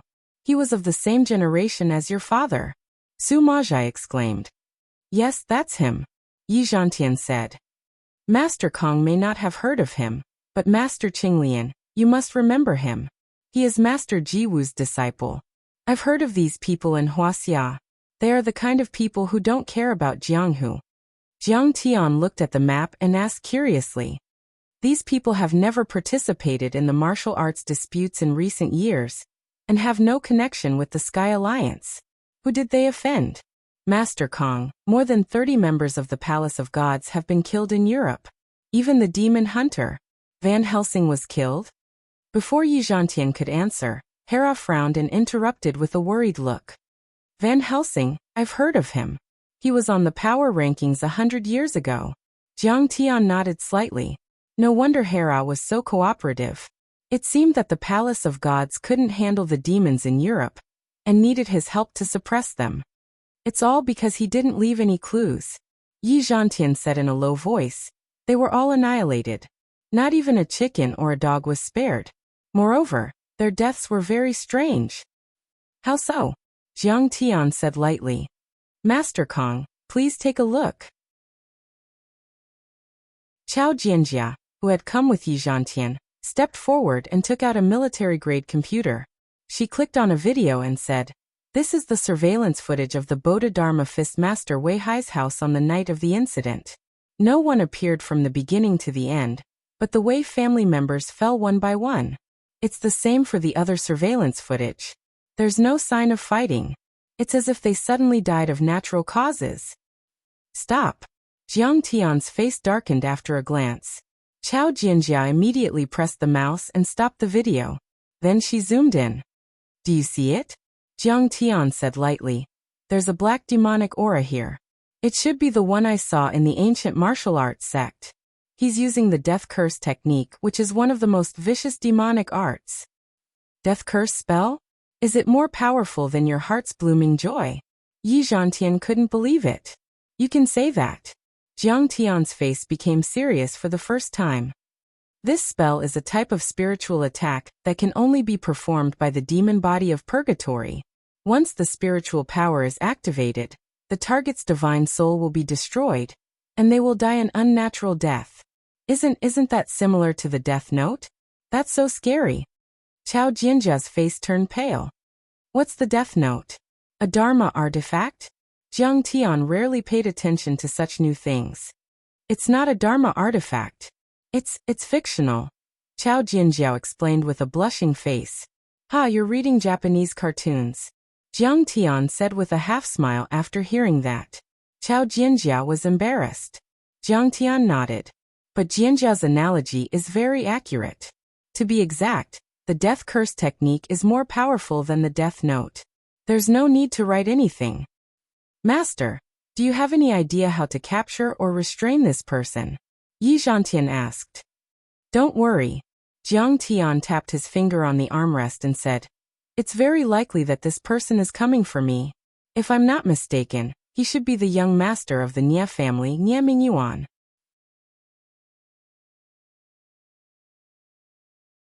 Chapter 730. The Nie family of the Cherry Blossom Society? Yi Zhantian also had a certain understanding of this family. He slapped his thigh and said, When you were in seclusion at the ancient martial arts sect, I went there to investigate. I heard that Nie Xueman had brought him to Wu Dang as well, but I found that he had disappeared. Did he really turn into a demon?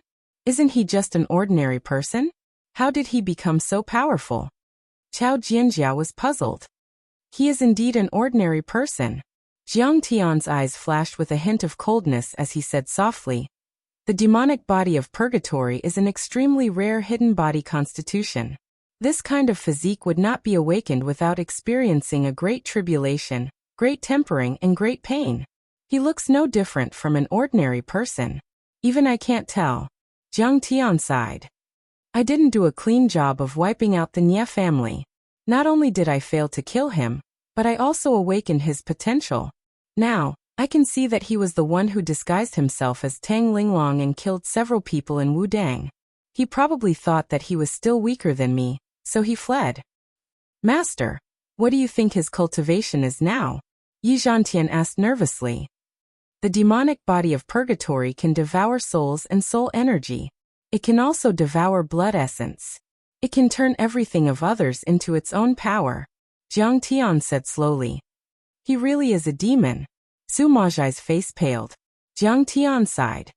It can be said that the cultivation speed of the demonic body of purgatory is one of the fastest in the universe. It may be even faster than Qing'er's immortal body and my divine body of Gengjin. Master, what did you say?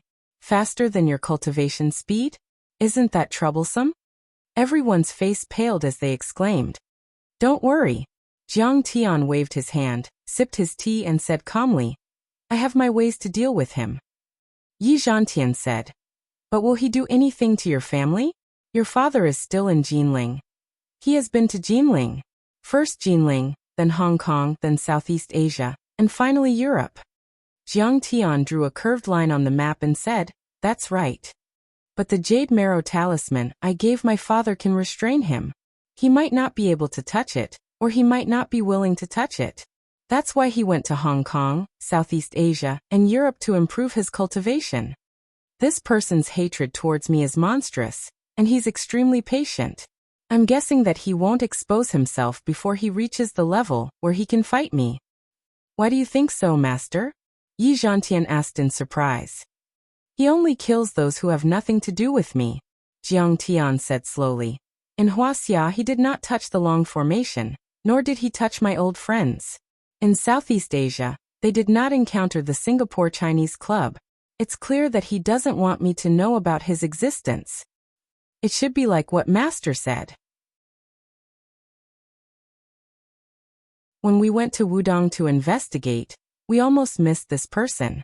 Almost all the Wudong disciples who knew of his identity died. Yi Zhantian added. But there's a list of disciples in Wudong. I guess Nie Mingyuan didn't know about it, or he couldn't find it, so he didn't destroy it. That's how we found out about him. Jiang Tian nodded. But when he feels that his cultivation is about the same as mine, or even surpasses mine, he'll kill me in one fell swoop.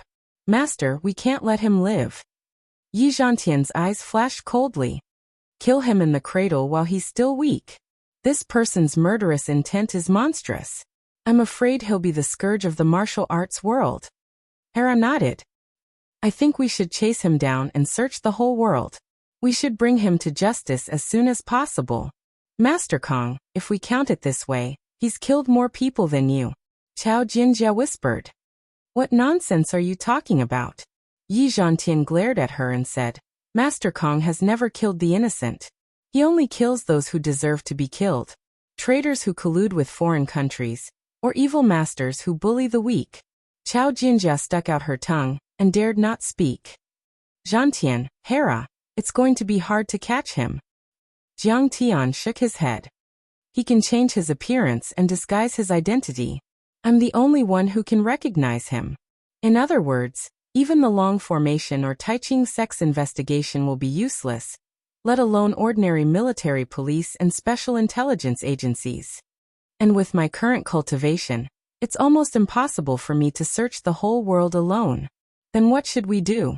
He's a big problem after all. Yi Zhantian said worriedly.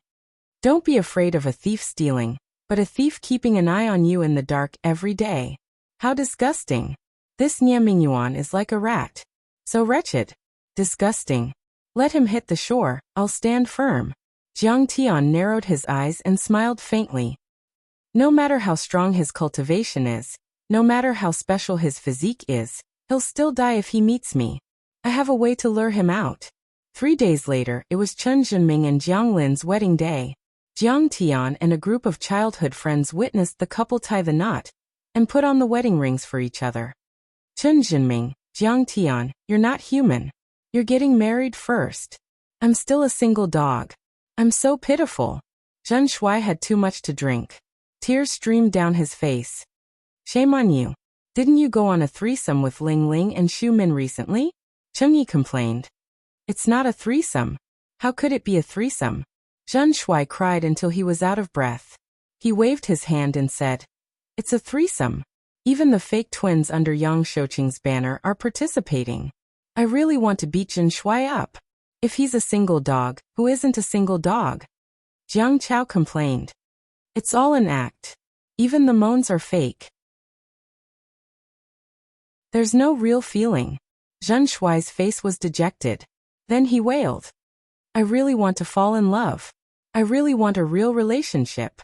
This might be one of the few times I'll see them before I leave Earth. Some people just break up after a while. Looking at them laughing bitterly, Jiang Tian's lips curled into a smile. He took a sip of white wine and sighed in his heart. There was a difference between people. Jiang Tian was now the most powerful person in the world. He had never lost a battle, and was known as the earth deity Jiang. He controlled Sidoni and had trillions of wealth. He hunted down a country, and was known as the Jianglai nation. Zhen Shuai, Tan Guangxiu, Cheng Yi and the others were considered the elites of the younger generation. But the gap between them and Jiang Tian was getting bigger and bigger. There was no such thing as an eternal banquet. On the night of the wedding, Jiang Tian said goodbye to Chen Jinming and the other childhood friends, and planned to rush to Hong Kong International Airport. He wanted to go to Russia and then to the northern islands to find the place where the nine-sword deity had fallen, the sword tomb. Zhen Shuai, there must be a limit to your sensual pleasures. Before they parted, Jiang Tian patted Zhen Shuai's shoulder and said earnestly, find a good girl and marry a good girl. Hurry up and find a good girl to marry. It's good for your health and your career. Brother Tian, I understand. Zhen Shuai's face gradually became serious and said seriously, my family had been bullied by Nie Mingyuan and the other tycoons in Jin City. I've been holding back my anger for a long time. He was touched. If he wasn't a good friend, he wouldn't have said that to you. He said seriously, I've finally vented my anger after coming to Hong Kong. It's still the best to bully people with you. But it's nothing. I'll focus on my business from now on. I'll find a good girl to marry and have kids with. Jiang Tian nodded slightly. He could understand Zhen Shuai's attitude. I think Yuan Kursen is a good girl. Do you think I have a chance with her? Suddenly, Zhen Shuai glanced at Yuan Kursen, who was chatting with Jiang Lin in the distance, and winked at her. Yuan Kursen came back to Hong Kong to see Jiang Tian after she finished her tour with the veterans. She is a kind and caring girl. If you can get her, it will be your blessing. Jiang Tian patted his shoulder and said softly, she doesn't care about money. She doesn't care about money. You have to show your sincerity. But don't let her know what you did. Otherwise, she won't be interested in you. I understand. As long as I have a chance with her, I will turn over a new leaf. Zhen Shuai was overjoyed. After that, Jiang Tian turned down everyone's offer to send him off. He went to the parking lot and got into a Mercedes-Benz. Su Zixuan was driving while Fang Minxia sat in the passenger seat. Master Kong, here is your ID card, passport and ticket. Fang Minxia handed over a folder with both hands. She was very respectful and her eyes were filled with admiration. Thank you. Jiang Tian nodded slightly. Jiang Tian's identity was very sensitive. He was under the surveillance of all the superpowers in the world. If Jiang Tian went to Russia, Russia would be on high alert. Jiang Tian didn't want to provoke this military superpower. Secondly, he didn't want the sword vault to be discovered by more people. So he had to hide his identity. However, with Fang Guoyi's help, everything was solved. He immediately got a set of ID card and passport. They didn't speak a word until they arrived at the airport. Jiang Tian was about to go to the departure lounge. Suddenly, Fang Minxia pulled his sleeve and said solemnly, Mr. Jiang, I want to thank you. Thank me? What is there to thank me for? Jiang Tian stopped in his tracks and asked in confusion. Fang Minxia was slightly moved and said, Did you know? My mother was killed by Xiang Qiangxing. 5 years ago, when my father was investigating Xiang Qiangxing group, my mother was hit by a minibus and died in a car accident. My 8-year-old brother was also on the minibus. I once saw my father fly into a rage and cry, but there was nothing he could do. Because he couldn't find any evidence at all. He couldn't find any evidence that pointed to the criminal organization Xiang Qiangxing Group. My father was my idol.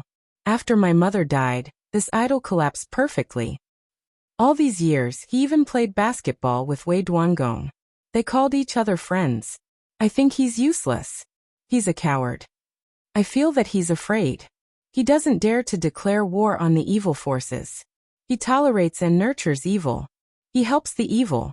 He even forgot that his wife was killed by a black organization. A trace of sadness flashed in Fang Minxia's eyes. But I don't know when I started to feel that these evil forces are invincible.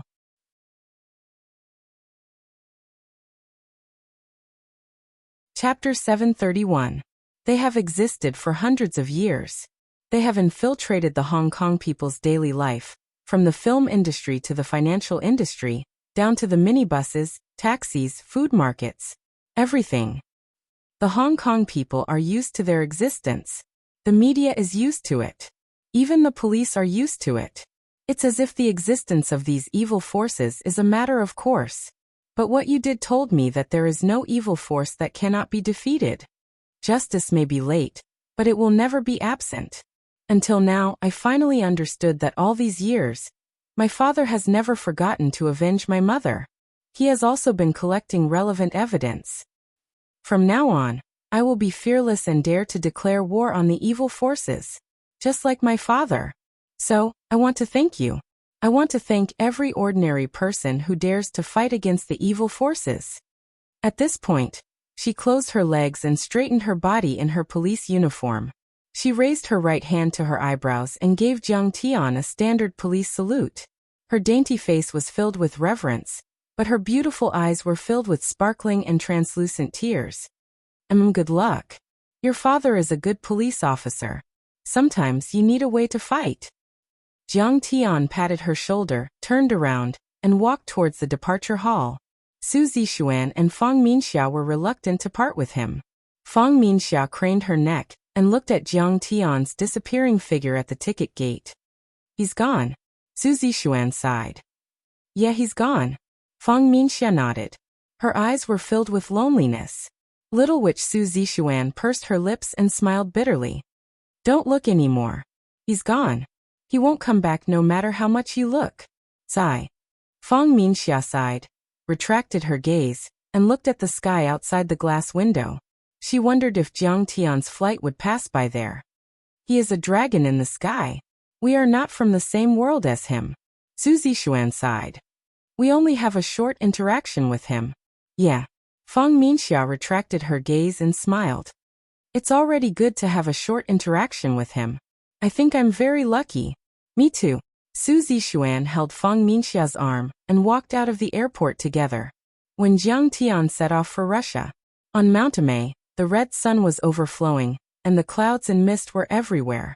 Early in the morning, many disciples were cultivating on the training field as usual. Suddenly, an earth-shattering roar was heard. Everyone raised their heads in astonishment, only to see a white chain that pierced through heaven and earth gushing out from a large hall, shooting straight into the sky.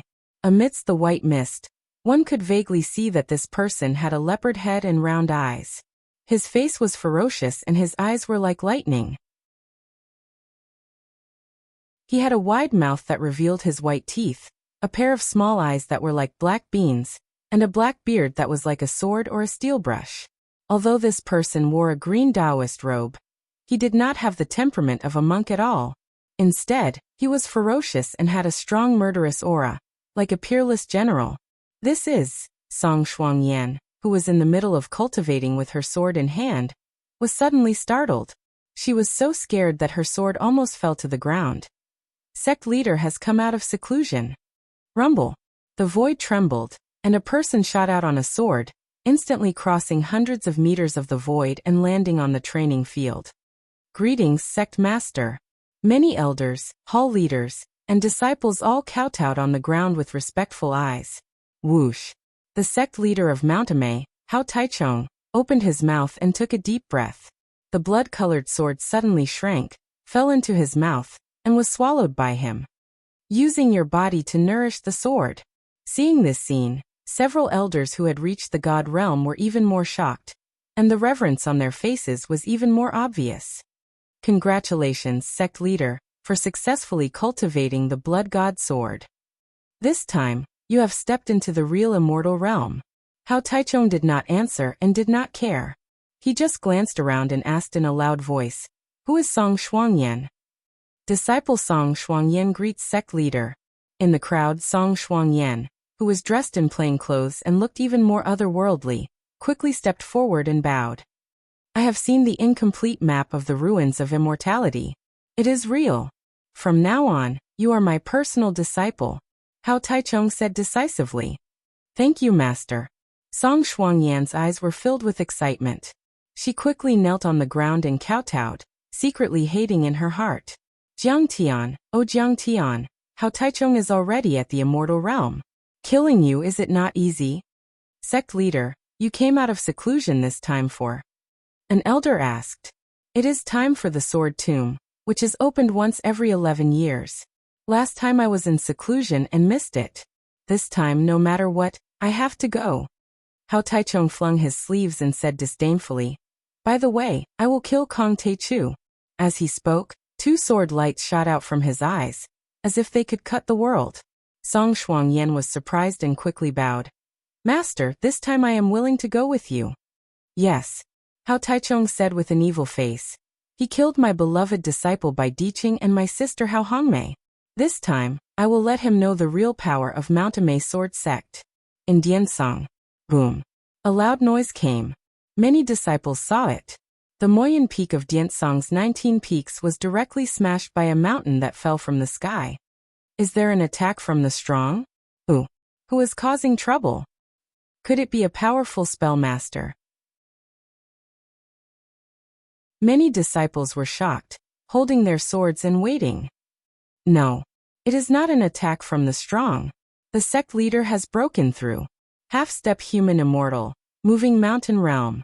Elder Liang Zichen looked in the direction of the Moyen Peak with a face full of surprise. Everyone saw a figure wearing a white Taoist robe, stepping on a white cloud, crossing a distance of several kilometers and flying over. When this person landed, it was a young man with sword-like eyebrows, bright eyes, shoulder-length hair, and a strong aura. If he was not wearing a special Taoist robe with embroidered patterns, and holding a cloud-patterned sword that only the sect leader could use, no one would know that this was the sect leader of Diansong, Zhou Zixuan. Rejuvenation, is this the immortality realm? Liang Zichen was shocked and dumbfounded. Congratulations, sect leader, for breaking through to half-step human immortal. Congratulations, sect leader, for having a deep cultivation and a long life. Liang Zichen led many elders and disciples to kneel on the ground, respectfully praying. Rise. Zhou Zixuan said with a gratified face. I have to thank Kong Taichu for giving me so much pressure, allowing me to advance bravely. Within a year, I have broken through the moving mountain, opening heaven and immortality realms, and finally reached half-step human immortal. I have truly stepped into the human immortal realm. Liang Zichen heard this and hesitated. Zichen, you and the 5 elders will follow me down the mountain to the sword tomb in the extreme north. Zhou Zixuan said in a deep voice. Senior brother, are we not going to avenge Haitao and the others' deaths? Liang Zichen frowned. No. Zhou Zixuan's eyes were filled with greed. He sneered and said, this time, I will force Kong Taichu to tell me his cultivation technique. I heard that he might have come from the ruins of immortality. At Tianshan, thousands of miles of snow were covered in ice. Under the gaze of many disciples. Crack. A stone door that had been sealed in ice for decades suddenly cracked open. Then the door opened with a loud bang, and an old man in a long robe walked out. This old man has been in seclusion for 30 years. Cough, cough, cough. I'm finally out. I'm afraid the world doesn't know me anymore. The old man leaned on a wilted plum cane and covered his mouth with his fist. He coughed repeatedly and a sickly flush appeared on his sallow face. This old man was wearing an old sheepskin robe, like an old farmer in the Qing dynasty. His face was haggard and his aura was weak. His back was hunched and he looked old, as if he was about to die. He only spoke one sentence. However, within a radius of 10 miles, billions of snowflakes suddenly stopped in the air, as if they were frozen in the air by magic. I heard that a kid called Kong Taichu has risen in the mortal world. He might be a guest from the ruins of immortality, and has a supreme cultivation technique. Li Jiuyo, the sect master of Tianshan, laughed strangely. Then he stepped into the air and flew down the mountain like a dragon. This time, when I come out of seclusion, I must obtain the hidden treasures of the sword catacomb. I will kill Kong Taichu. It was only after he had dashed out for 5 kilometers that the snowflakes in this area started to flutter and drift down. Congratulations, master. I hope you can get the secret of the sword tomb and kill Kong Taichu. Behind him, A group of disciples knelt on the ground as if they were looking at a god. Vancouver, Canada. The headquarters of the Hong Sect International. The headquarters of the Hong Sect. It was a 199-story modern building overlooking the Pacific Ocean. The blue glass wall shone brightly under the sunlight. The entire building was solemn and dignified. It was like a blue sword that pierced the sky. On the top floor, there was a super grand hall with an area of 3,000 square meters. However, it was decorated in an antique style. There were carved corridors and painted pavilions. There were small bridges over flowing water, rockery, and 9 winding corridors. It was as if one had stepped into the Suzhou Gardens of the Qing dynasty. Meanwhile, the president of the Hong Sect and many other disciples of the Hong Sect bowed slightly to the coffin. Their faces were filled with anticipation as they looked at a crystal coffin. Inside the coffin lay a young man wearing a Qing dynasty scholar's outfit. Although this person had jet black hair and handsome features, there was not a trace of blood on his body. His skin was sparkling and translucent. Time passed slowly. The sect master of the Hong Sect frowned and heaved a sigh. 100 years ago, the sect master had stopped his lifespan and stopped his blood circulation. The sect master had predicted that the sect master would wake up soon, but for the past few months, the sect master showed no signs of waking up. Could it be that the sect master is truly dead? Just as the president was about to turn around and leave in disappointment, thinking that today was going to be the same as before, suddenly, crack! A crack appeared on the surface of the crystal coffin. Red light flickered and multicolored light gushed out. A vigorous blood energy pervaded the air like clouds and mist. Is the sect master going to wake up? The disciples of the Hong Sect looked at each other and saw the joy on each other's faces. Quiet! Don't disturb the sect master. The sect master of the Hong Sect glared at the disciples and his body trembled. No one knew if it was out of fear or excitement. Boom! A streak of blood-red light pierced through the roof like a blood-red sword. It had the power to destroy the heavens and earth as it shot towards the heavens. Suddenly, the entire hall was swept away by a crimson tornado. Rocks were sent flying, buildings collapsed, and glass windows shattered. Shards of glass fluttered in the air like butterflies.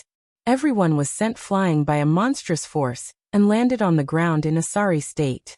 In the middle of the crimson-red smoke, everyone watched as the figure slowly stood up from the fragments of the coffin. Like a god stepping on the eternal blue sky, he walked over step by step.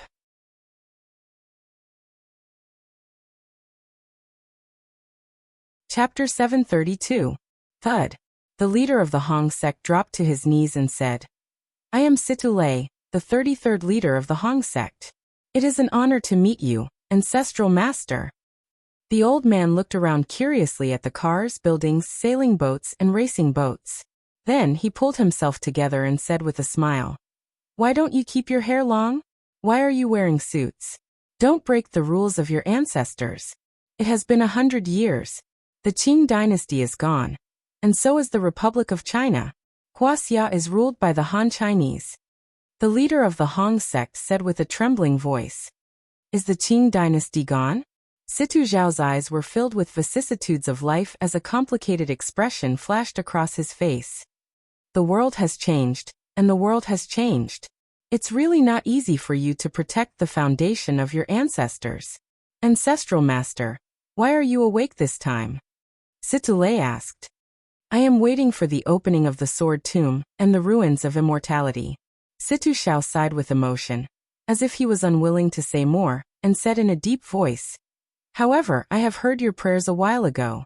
It seems that a powerful man named Kong Teichu has been born. Ancestral master, during the Republic of China, Yi Tianren had defeated us and the Hong Sect. We had no choice but to hide in North America." Situ Lei said with grief and indignation. "After decades of hard work, we've finally recovered and have the foundation to return to China. However, our cooperation with the Great Circle was ruined by Kong Teichu. He had killed Situ Yuanhao and the others. Give me a copy of their information." Situ Zhao flung his sleeves, his eyes flashing with a trace of coldness, and said proudly, "I have reached the earth-level deity level. I can kill them as easily as killing chickens. Yes, the leader of the Hong sect was overjoyed by the news. Ancestral Master, I am sure that the Hong sect will rise again and achieve immortality. At that time, the place where the Nine Swords deity had perished, the Sword Tomb, was about to open. Many semi-hidden sects in Wuxia were shocked. All the experts in the world gathered, including immortal state warriors and human immortals. More importantly, many people wanted to kill Jiang Tian, rob him of the map of the ruins of immortality, or obtain his cultivation method. Moscow Airport. The lead gray sky was very gloomy, and heavy snow was falling. A Boeing 737 cut through the sky, passing through the heavy snow and slowly landing. On the flight, everyone was wrapped in down jackets and thick cotton clothes. It was the beginning of 2011 and spring had not yet begun. The temperature in Moscow was -10 degrees Celsius. Every drop of water turned into ice. Heavy snow was falling from the sky, and the ground was covered with ice. However, a figure that stood out from the crowd walked out. He was dressed in plain clothes, which looked very thin. There was not a single piece of warm clothing on him. Sir, do you need a warm down jacket? Suddenly, a Chinese girl who got off the plane with him asked. No, thank you. Jiang Tian shook his head. Aren't you cold? The girl asked worriedly. I'm not cold. Jiang Tian's expression was calm. All right. The girl was about 18 or 19 years old. She looked cute and innocent. She wrapped the down jacket tightly and said gloomily, It's more than 30 degrees Celsius in Hong Kong, but here it's -10 degrees Celsius. I'm freezing to death. Are you okay? I'm fine. Jiang Tian chuckled and said, I have a special constitution, so I'm not sensitive to the temperature. This low temperature is nothing to me. The two of them chatted as they walked out of the airport. The girl was very talkative and introduced herself to Chen Fan. Her name was Li Wan. Her father was involved in the mining and oil industry in Russia. She opened a Chinese restaurant in Moscow. She came back to Hong Kong to spend the Spring Festival with her mother. Are you really not cold? After they left the airport, Li Wan suddenly grabbed Jiang Tian's hand and didn't want to let go. You are not cold at all. Your hand is like a hand warmer. I was wondering why I felt so warm around you. You're just a little human furnace. Li Wan. Before Jiang Tian could break free from her grip, he heard someone yelling at him. A tall young man walked toward them and said unhappily, Why are you holding someone's hand on the street? Xiong, it's none of your business. I am not your girlfriend. Li Wan purposely held Jiang Tian's hand tightly and retorted, I like holding his hand. It's so warm, so cool, so comfortable. She had an intoxicated look on her face as she moaned softly, causing people's imaginations to run wild. Xiong face suddenly froze. He was extremely embarrassed. Then he said softly, Wanner, Moscow is a mess right now. What if you meet a bad guy? I'm just concerned about you. Jiang Tian could tell that Xiong was Li Wan's admirer, so he didn't want to cause any misunderstanding. He pulled his hand out and said with a smile, Mr. Xiong, you misunderstood me. I am not a bad guy. I just met Li Wan. Jiang Tian wanted to avoid any misunderstanding, but Xiong despised him in his heart. Humph, a gigolo who can't even trust a chicken. He must be afraid of my fists. It was just a chance encounter. It was time to say goodbye, but suddenly Li Wan asked enthusiastically, Jiang Tian, where are you going next? Oh, I plan to go to Severnaya Zemlya. I will find a hotel to stay in tonight, and find a travel agency tomorrow. Jiang Tian said lightly. Severnaya Zemlya, that's in the Arctic Circle. Li Wan had lived in Russia for many years and knew very well. Although the Arctic tourism is very popular now, the time to go there is still mainly in summer. There are very few tourists going there at this time. Of course, there are also very few travel agencies that carry out this business now. She suddenly had an idea and invited him enthusiastically. How about this? You can stay at my house, eat some authentic Chinese food, and drink a few cups of laobai. I will help you contact a travel agency tomorrow. It will be much more convenient. Thank you. Jiang Tian also had an indifferent attitude. He thought that it was good to have a local lead the way. Xiong suddenly became vigilant. Li Wan can't have taken a fancy to this gigolo, right? That's not good. He pulled Li Wan to the side and whispered. We don't know him. How can we let him stay at your house? Narrow-minded. Look at how stingy you are. Li Wan glared at him and said. The Chinese people in the world are one family. He is alone outside with no relatives. He might be bullied. Russia's public security is not as good as China's. We can help him if we can. Xiong Heng was originally poor and went to Russia alone to work in Li Wan's restaurant. He was hard-working and quite manly. Li Wan's father took a fancy to him and wanted to matchmake him with Li Wan, with the intention of letting him marry into the Li family. But no matter what, it was still up to Li Wan. Since Li Wan said so, he didn't dare to disobey and could only agree. Xiong Heng's face was gloomy. He silently opened the car door and got into the driver's seat. Come get in. We will be home soon. Li Wan pulled Jiang Tian to the back seat and sat side by side. The car started, broke through the heavy snow, and drove towards Li Wan's house. After a while, they arrived at Li Wan's house. Li Wan's family was not bad. They had a detached villa with a front and back garden. The theme building was more than 200 square meters. In front of them was a 3-story restaurant. It was said that they had hired more than a dozen local people to help them. The annual income was more than 1 million Wuxia yuan. From this, it could be seen that the hard-working Wuxia people could establish a foothold anywhere in the world and survive well with their own hands. In the world, the Han people were the most outstanding and hard-working race. They didn't have the arrogance of the white people, nor the laziness of the black people. Li Wan prepared some dishes. In the living room, Jiang Tian and the other two ate and chatted. Li Wan curiously asked Jiang Tian, How can you resist the cold? Were you in the army? You can say that. Jiang Tian hesitated and nodded. He was once the chief consultant of the Dragon Army. He also fought against foreign experts and defeated foreign armies.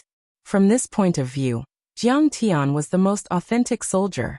It could even be said that if Jiang Tian wasn't a soldier, there wouldn't be many soldiers in the world. TSK, what are you bragging about? With your small body, you were in the army? Xiong Heng's face was full of disdain. He looked at Jiang Tian provocatively and said, Which army are you from? Supreme General Staff, Dragon Army. Jiang Tian said indifferently, You should have some sense when you're bragging. Xiong Heng suddenly widened his eyes and laughed. Dragon Army, do you know what kind of people are in there? They are not ordinary people. You can say that they are not human. One of them can fight against 100 soldiers. Any one of Dragon Army's soldiers can flip over a small car. Brother, flip it over for me to see. Even bullets can't kill you. Do you want me to shoot you? Jiang Tian chuckled and didn't say anything. He didn't take the provocation of such a small character to heart. Fine. Could it be that he really flipped over a small car for him to see? Summer insects can't talk about ice. Frogs at the bottom of a well can't talk about the sea. If you were to talk about the earth, the sun, everything in the universe, the stars and the sea with an ant, would he be able to understand? At this time, Xiong Heng finally felt that his chance was here. He could regain some of his dignity. Brother, you've made a fool of yourself, haven't you? You didn't expect me to know so much about the army, right? He picked up a Winston cigarette and lit it. He took a deep puff and said arrogantly, Look at my casserole fists. One look and you can tell that I've been trained. How can your punches compare to mine?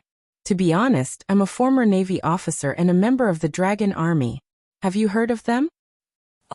Jiang Tian could only nod. The Dragon Army is the trump card of the Navy. Xiong Heng drank a mouthful of vodka to warm himself up and bragged. At that time, I was a hot-blooded youth. I would help anyone I saw. Once when I went home to visit my family, I saw a few gangsters robbing a little girl in an alley. They had guns. But I took them down in an instant with my bare hands. Not only was the girl beautiful, but she was also the daughter of a big company's CEO. She was worth billions. They said that I was good at fighting and wanted me to be their bodyguard.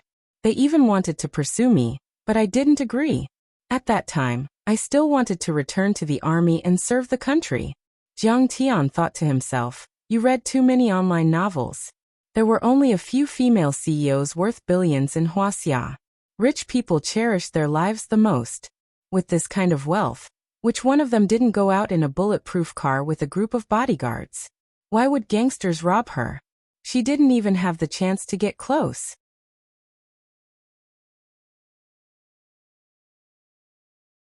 Chapter 733. Besides, Wuxia's gun control was the strictest in the world. How could ordinary hooligans get a gun? Jiang Tian drink. Xiangheng poured a cup of vodka into Jiang Tian's cup. Forget it, I don't like drinking. Jiang Tian shook his head and refused. He didn't like the taste of vodka. I can tell you're not a man. You were even a soldier. Which soldier can't drink well? Xiangheng looked at Jiang Tian with disdain, poured himself a drink, and continued to brag. Once, we were on an anti-terrorist mission in the southern border. The three of us had 3 guns and ran out of bullets, but we still defeated a fully armed reinforced battalion with our bare hands. However, Achi was sacrificed that time. At this moment, a trace of sadness appeared on his face and he sighed. A few of my comrades and I were sending Achi's ashes home, and we happened to see a group of people demolishing Achi's house. The orphan and widow were beaten to the point that they couldn't get up. These bastards are not human. His eyes were red, and tears were about to flow out. The hero was bleeding and sacrificing at the front, but the hero's family was being bullied by hooligans at the back. I couldn't help it. I took off my military cap and kicked the leader of the hooligans 7 or 8 meters away. He vomited blood on the spot and became a vegetable. Sigh, although the leader wanted to protect me, and although my motives were understandable, it was still a serious violation of the rules, so I could only retire. He smacked the table proudly and said, "Otherwise, I would have been a first lieutenant colonel after working for so long." Jiang Tian felt that what he said was very similar to the plot of an action movie. Besides, if you were really from the Navy, why did you go on an army mission? But he didn't want to expose him, so he didn't want to say anything. At this time, Li Wan changed the topic and asked Jiang Tian. "Jiang Tian, what do you do for a living? Why did you go to Severnaya Zemlya? Do you study science?"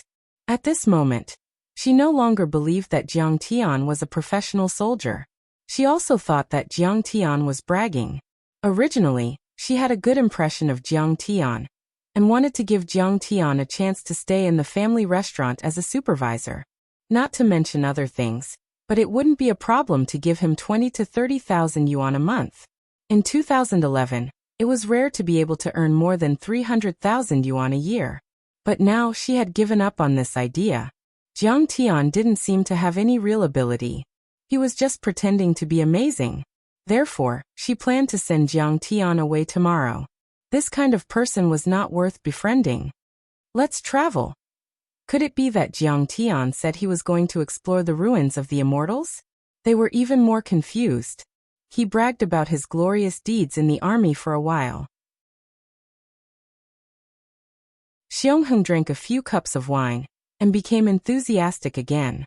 He slammed the table and said with great vigor, "However, even though I have retired from the army, as long as my motherland calls for me, I will still go into battle and kill the enemy. Protecting the country and its people is the responsibility of every descendant of the Yellow Emperor." Then he stared at Jiang Tian with a ferocious expression and smiled maliciously. "Also, let me tell you, Li Wan is destined to be my woman. Whoever dares to touch her will die." This was already a full threat. "Yes, I hope you can be happy." But Jiang Tian only smiled faintly and nodded. Seeing this, Xiangheng despised Jiang Tian even more. He felt that it was really lonely to be invincible. You can't even withstand a single blow. How could a helpless gigolo compare to me? I am destined to be the son-in-law of the Li family. I will inherit millions of Wuxia's assets. At this moment, the door was slammed open by a car. Then, a man covered in blood staggered into the room. "Dad." Li Wan saw this and was shocked. "Uncle, what's wrong?" Xiangheng hurried to support Li Jiangguo and asked in a panic. "Run. You guys run." Li Jiangguo was shot in the shoulder. His face was pale as he screamed, "Black Bear is here. He's here to kill us." They didn't know how to react. Suddenly, bang bang bang. After a few gunshots, bullets broke the window and wooden door. leaving a trail of bullet marks on the back wall of the living room. It was a shocking sight. Then, a dozen men in camouflage uniforms rushed in. They were all carrying AK-47s and wearing locomotive caps. They looked fierce. They immediately kicked open the doors of each room and rushed in to search. Black Bear, I have already given you the mining rights under my name. Why do you still want to kill us? Li Jianguo saw this and shouted angrily. Even thieves have morals. Tomahawk is the #1 mafia group in Russia. Don't you have morals? You people in Wuxia have a saying, cut the weeds and dig up the roots. Of course, I will kill your whole family to prevent future trouble. The leader was a man in a black trench coat, a mink fur scarf, leather boots and a full beard. His nose was tall and big, his skin was very white, his body hair was thick, and his hair was brownish yellow. He was a typical Russian. Black Bear was like his name. He was more than 2 meters tall. He was as majestic as a black bear, like an NBA guard. Jiang Tian suddenly looked at Xiong and said, Xiong, your chance to protect the country and its people is here. Go, your country is in trouble. How can a hot-blooded soldier like you stand by and watch? Bring out your hot-bloodedness. Bring out your skills. They have guns. Didn't you see? Xiong was stunned. Then his face turned red as he defended himself. He was indeed bragging just now. But the other party had a few AKs. If he made a move, he would probably be shot into a sieve. These were Tomahawk's men, Russia's largest mafia group. They were even more ruthless than the mafia. They were in cahoots with the police to kill people and steal their goods. No one could stop them. Hee, didn't you say that when you went home to visit your family, you beat down a gangster with a gun with your bare hands? Jiang Tian smiled and said, Didn't you say that when you ran out of bullets, you still beat up an entire battalion with your bare hands? Aren't you a soldier? Aren't you a hot-blooded man? Why don't you go? Hurry up and go. Being mocked by Jiang Tian, Xiong couldn't hold back his anger anymore. He shouted anxiously, Do you think I'm stupid? I'm going to die. If you have the guts, go ahead. You don't know who's behind Black Bear. You don't know how powerful Tomahawk is. A moment later, the Li family's servants and cooks who were asleep were dragged out. They were ordered to kneel on the ground and put their hands on their heads. Xiong only hesitated for a second, but his nose was smashed by the butt of a gun. In the end, he could only kneel on the ground with his hands on his head. As for Jiang Tian, they didn't pay attention to Jiang Tian from the beginning to the end. Maybe they thought that Jiang Tian was too handsome and didn't pose a threat. Suddenly, Black Bear's eyes fell on Li Wan. He grinned. Li, your daughter is very beautiful. Huaxia's women are always so petite and cute. I like it. He grabbed Li Wan like an eagle grabbing a chick. In the midst of her pleas and screams, Black Bear tore Li Wan's down jacket and wanted to do something bad to her. At this moment, Xiong body trembled. He clenched his fists and gritted his teeth. He wanted to go. He liked Li Wan for a few years. How could he watch her be humiliated? But in the end he didn't dare to move. His head was pointed at by a gun. If he moved his head, he would be crushed like a watermelon. At this moment, all the Li family's servants, cooks, and helpers were furious. Li Wan was magnanimous and generous. She treated people gently and generously. These servants and cooks had all received her kindness.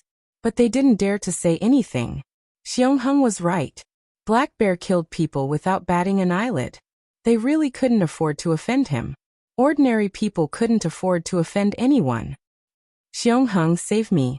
After all, Li Wan was a weak woman. Even if she had a strong personality, 2 lines of tears flowed down her face. She struggled and shouted, Wan, don't resist. Don't scream. Otherwise they will really kill you. Don't be afraid. I won't abandon you. Xiong lowered his head and screamed. From beginning to end, Li Jianguo closed his eyes and didn't say a word. But he gritted his teeth. As long as he could survive today, he would fight Tomahawk to the death. The others' eyes were filled with despair, helplessness, and fear. They trembled like birds in a hurricane. At this moment, Jiang Tian slowly stood up and grabbed the vodka bottle on the table. He then looked at Xiong with disdain. I'll give you 4 words, coward. Trash. What are you doing? Squat down, Li Jiangguo exclaimed. This child had nothing to do with the Li family. His daughter must have met him at the airport. He didn't want Jiang Tian to be killed. Bang. Jiang Tian waved his hand without hesitation. The bottle flew out of his hand and exploded on Black Bear's head. A stream of blood flowed down Black Bear's forehead. Black Bear was motionless and stunned for a moment.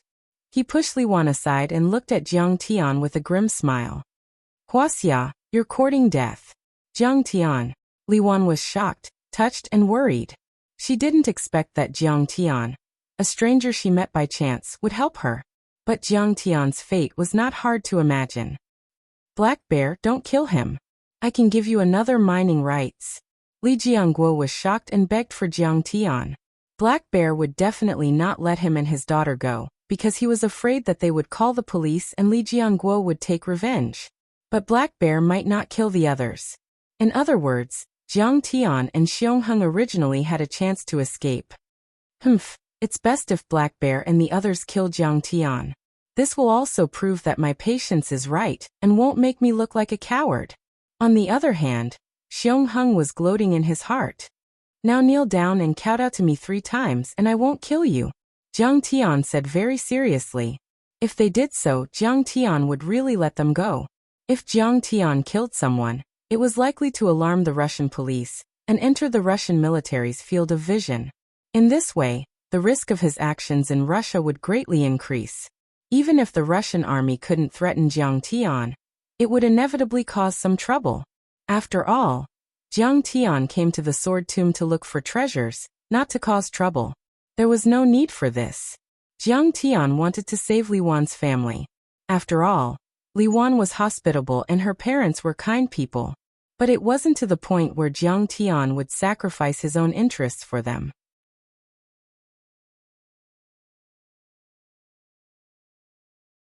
Chapter 734. Ha ha ha, you really have a sense of humor. He Xiong almost laughed himself to death. This was the biggest joke he had heard this year. The other Tomahawk members also laughed and looked at Jiang Tian, as if they were looking at a fool. He Xiong is one of the leaders of Tomahawk's Moscow branch. Before this, any Chinese people, even the underworld bosses, would be scared to death when they met him. It was the first time he met someone as reckless as Jiang Tian. Young man, don't fight them head-on. You should run away. Resistance will only lead to death. Even Li Jiangguo shook his head helplessly. Xiong was gloating and almost laughed out loud. An ordinary person, a kid without even a chicken, dared to challenge He Xiong. Was his brain damaged? He Xiong, don't kill him, I beg you. Li Wan could only kowtow and beg for mercy. Just a small fry, not worth mentioning. What is there to be afraid of? Why do you need to run away? Why do you need to kneel to them? Jiang Tian smiled faintly. If it was any other situation, Jiang Tian's performance would definitely make Li Jiangguo bow to Jiang Tian, drink a cup of wine and praise him as a good brother. But now Li Jiangguo almost vomited blood. This kid is very loyal and courageous, but his brain seems to be lacking. Can't you see that he is holding a gun? Okay, kill him. He Xiong's face was full of ridicule. He looked at Jiang Tian as if he was looking at a fool, and then waved his hand. Bang! A Tomahawk member took out a long knife and slashed at Jiang Tian without saying a word. I didn't want to kill anyone, but you forced me. Jiang Tian sighed and punched out. Boom! A big hole appeared in the gunman's body. Pieces of internal organs and broken bones flew everywhere, and turned into a rain of blood. What? Everyone was stunned, as if they had seen a ghost. He killed a living person with a single punch. Shoot! He Xiong was the first to react. Just as he pulled out his pistol, Jiang Tian had already moved. Pa! Jiang Tian's palm slammed down. The black bear started from its head, then its chest, its waist, its legs, and finally its huge body exploded one after another. At this moment, Li Jiangguo was stunned by Jiang Tian's methods. His face turned pale as he exclaimed, "Oh my God, he's a legendary martial arts master." At this moment, his heart almost jumped out of his throat, and the hairs on his entire body stood on end. He didn't have the slightest contempt towards Jiang Tian, and he only felt as if he'd seen a true god. At this time, the remaining gunmen finally reacted. They raised their guns, aimed at Jiang Tian, and were about to shoot. Die! Jiang Tian bellowed and flicked his finger. Bang! A golden beam of light shot through the air. It was resplendent and drew an irregular arc in the air. Bang bang bang! The heads of all the axes exploded in an instant, and the headless corpses fell to the ground. From beginning to end, it took less than 3 seconds. Jiang Tian had killed He Xiong and his henchmen with a single punch, a palm strike, and a flick of his finger. By now, Xiong Hung had realized that Jiang Tian was a martial arts master. He was shocked, frightened, and ashamed. Li Wan also realized that Jiang Tian was not an ordinary man. She was even more grateful and impressed by Jiang Tian. If it weren't for Jiang Tian, she would have been killed. Li Jiangguo bowed to Jiang Tian with great respect. Mr. Jiang, thank you for saving my family. I will never forget your great kindness. Jiang Tian nodded slightly and asked, You are a martial artist? That's right. I have practiced martial arts before, but I have only reached the level of iron body. Li Jiangguo asked curiously, Are you a transcendent master? Jiang Tian didn't answer. Even a transcendent grandmaster couldn't withstand one of his attacks. Jiang Tian changed the subject and said, I know that Tomahawk is a powerful force and will most likely seek revenge. However, I have important matters to attend to, so I can't help you eliminate the root of the problem. Therefore, you should avoid them and leave when you should. Li Jiangguo asked, Savior, where are you going? Li Wan hurriedly spoke for Jiang Tian. By then, everyone was panicking as they looked at the blood on the ground. Some of them wanted to call the police, while others wanted to run. Tomahawk had a lot of men, and they would definitely come after them. Li Jiangguo said decisively, Master Kong, there are no flights to the Severnaya Zemlya. The closer you are to the Arctic Circle, the harder it is to travel. But I used to mine in Siberia, so I have a lot of experience. Besides, I am a good cook and Xiong Hung is a diligent worker. Master Kong, if you don't mind, why don't we go with you? Very well. Jiang Tian pondered for a moment and then nodded. Li Jiangguo didn't hesitate. He asked a few helpers to clean up the blood, and gave each of them a large sum of money. He then asked Li Wan and Xiong Hung to pack up the food, water, and survival equipment and loaded them into a pickup truck. Then he left with Jiang Tian, his daughter, and Xiong Hung and drove to the north of Moscow. Li Jiangguo had lived in Russia for more than a decade, and had many friends in the mining industry. Along the way, he didn't stop in the city or stay in a hotel. However, he could always find Chinese geological and mining sites in the deep mountains and forests. The journey was arduous. The weather was cold, the wind was cold, and the ice blades were cold. Even the engine was frozen. Every time before the journey, he had to melt the ice with a flamethrower before the engine could start. Although the conditions were harsh, at least there was meat to eat, wine to drink, and friends to receive them. It was not bad. During the journey, Xiong Hung tried his best to please Li Wan. However, Li Wan ignored him. She didn't smile from beginning to end.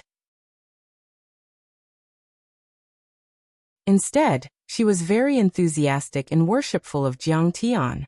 All day long, she would ask Jiang Tian all kinds of questions. After the incident with the black bear, she finally saw Xiong Heng's character. He was simply a good-for-nothing. Xiong Hung was jealous of Jiang Tian. However, when he thought of Jiang Tian's monstrous means, he couldn't do anything about it. He avoided Jiang Tian several times and secretly persuaded Li Jiangguo to abandon Jiang Tian, or hand Jiang Tian over to Tomahawk. He said that it would be troublesome if Tomahawk caught up with Jiang Tian. After all, Tomahawk had someone. However, Li Jiangguo was unmoved. When he persuaded him too much, Li Jiangguo scolded him for being ungrateful. Xiong Hung was helpless and could only give up. He prayed that Tomahawk would catch up and kill Jiang Tian. This way, he would have one less competitor and prove that his previous actions were right and rational. Unfortunately, Li Jiangguo was very clear about Tomahawk's sphere of influence and avoided their pursuit every time. In the end, they traveled thousands of miles and finally reached the Arctic Circle, the northernmost city in Russia. Snow City. This city was very small. There were only tens of thousands of people living in it. The streets and buildings were covered with ice and snow. It was a polar night, and the sky was very dim. And one could see the beautiful aurora. It was like a kingdom of ice and snow. Li Jianguo said respectfully. Master Kong, Snow City is the northernmost city I've ever been to. I haven't been further north. In this season, there are very few people traveling to Severnaya Zemlya because it's too dangerous. Almost no travel society takes on missions. You have to find a professional team. Otherwise, if you get lost in the Arctic Circle, it's very likely that. But I know someone who travels and adventures to Severnaya Zemlya every year for several years. He's very experienced and basically knows everything. If you don't mind, I can help you contact him. Okay. Jiang Tian nodded. The sword tomb of the Immortal of Nine Swords was on an island in Severnaya Zemlya. He had a map. When he reached Severnaya Zemlya, he could get rid of them and find the island he was looking for. Seeing this, Li Jianguo was overjoyed. He had helped him all the way. Then he hesitated and said, "But Master Kong, this woman has a noble status. Master Kong, try not to provoke her. Otherwise, it might cause some unnecessary trouble." Noble status? Jiang Tian wanted to laugh when he heard that. She had a noble status. How could she be more noble than him, the Taichu Celestial Venerable? That was ridiculous. Yes, this woman is the beloved daughter of Berezovsky, the Russian financial and energy oligarch. Her father can be said to be a close comrade of the two Russian emperors. Li Jianguo said with a trace of respect on his face as he drove. He was a close friend of the current emperor in the KGB. He was also a good friend of the former Emperor Yeltsin. When Yeltsin retired, he was the one who suggested that Yeltsin choose the current emperor of Russia. At the beginning of 2001, the current emperor had attacked the Russian oligarchs in hopes of breaking their monopoly and reviving the Russian economy. The 6 oligarchs, such as the CEO of Yux Oil and the former richest man in Russia, were all arrested and imprisoned on various charges. Only Berezovsky remained standing. Of course, Berezovsky also gave away some of his assets, such as part of the shares of the Siberian Gas Company. He also praised the emperor's new policies in the media he controlled, just like the red-top merchants of the ancient Wuxia. Jiang Tian nodded slightly. He had learned about this in his previous life. After the collapse of the Soviet Union, in 1992, Yeltsin decided to immediately divide the country's assets in the form of 148 million checks and vouchers. However, the privatization of securities did not form a broad class of private owners. Instead, it became a means for the bureaucratic bourgeoisie to buy privatized securities at a low price and turn state-owned assets into private property. A very small number of people saw a business opportunity. They used their connections to borrow funds from the National Bank and tried their best to buy vouchers. Then, they used them to gain control of some outstanding companies. Once they gained control, whether they continued to operate the company or sold it, it would be a huge profit. In this way, the oligarchs extended their hands to the oil, metallurgy, media, food, and other industries. They almost completely controlled the lifeline of the Russian economy. The wealth that originally belonged to the people instantly flowed into the pockets of the oligarchs. They built their own empire on the ruins of the Soviet Union. The radical reforms aroused the anger of the people. Before the 1996 election, Yeltsin's position was in danger. In order to seek re-election, Yeltsin met with the CEO of the United Bank, Berezovsky, the CEO of the Bridge Bank, and 7 other financial giants in the Kremlin. He reached an agreement with the 7 of them. Then the 7 of them used their own money and media to start propaganda. They used the high-pressure policies of the Soviet Union to awaken the painful memories of the past in people's hearts. In the end, the fear of Stalin's high-pressure rule won over the anger of Yeltsin's incompetence, and Yeltsin was re-elected. At the inauguration ceremony, the 7 oligarchs, led by Berezovsky, sat in the front row. They were full of smiles and drank with Yeltsin. The 7 giants became known to the world.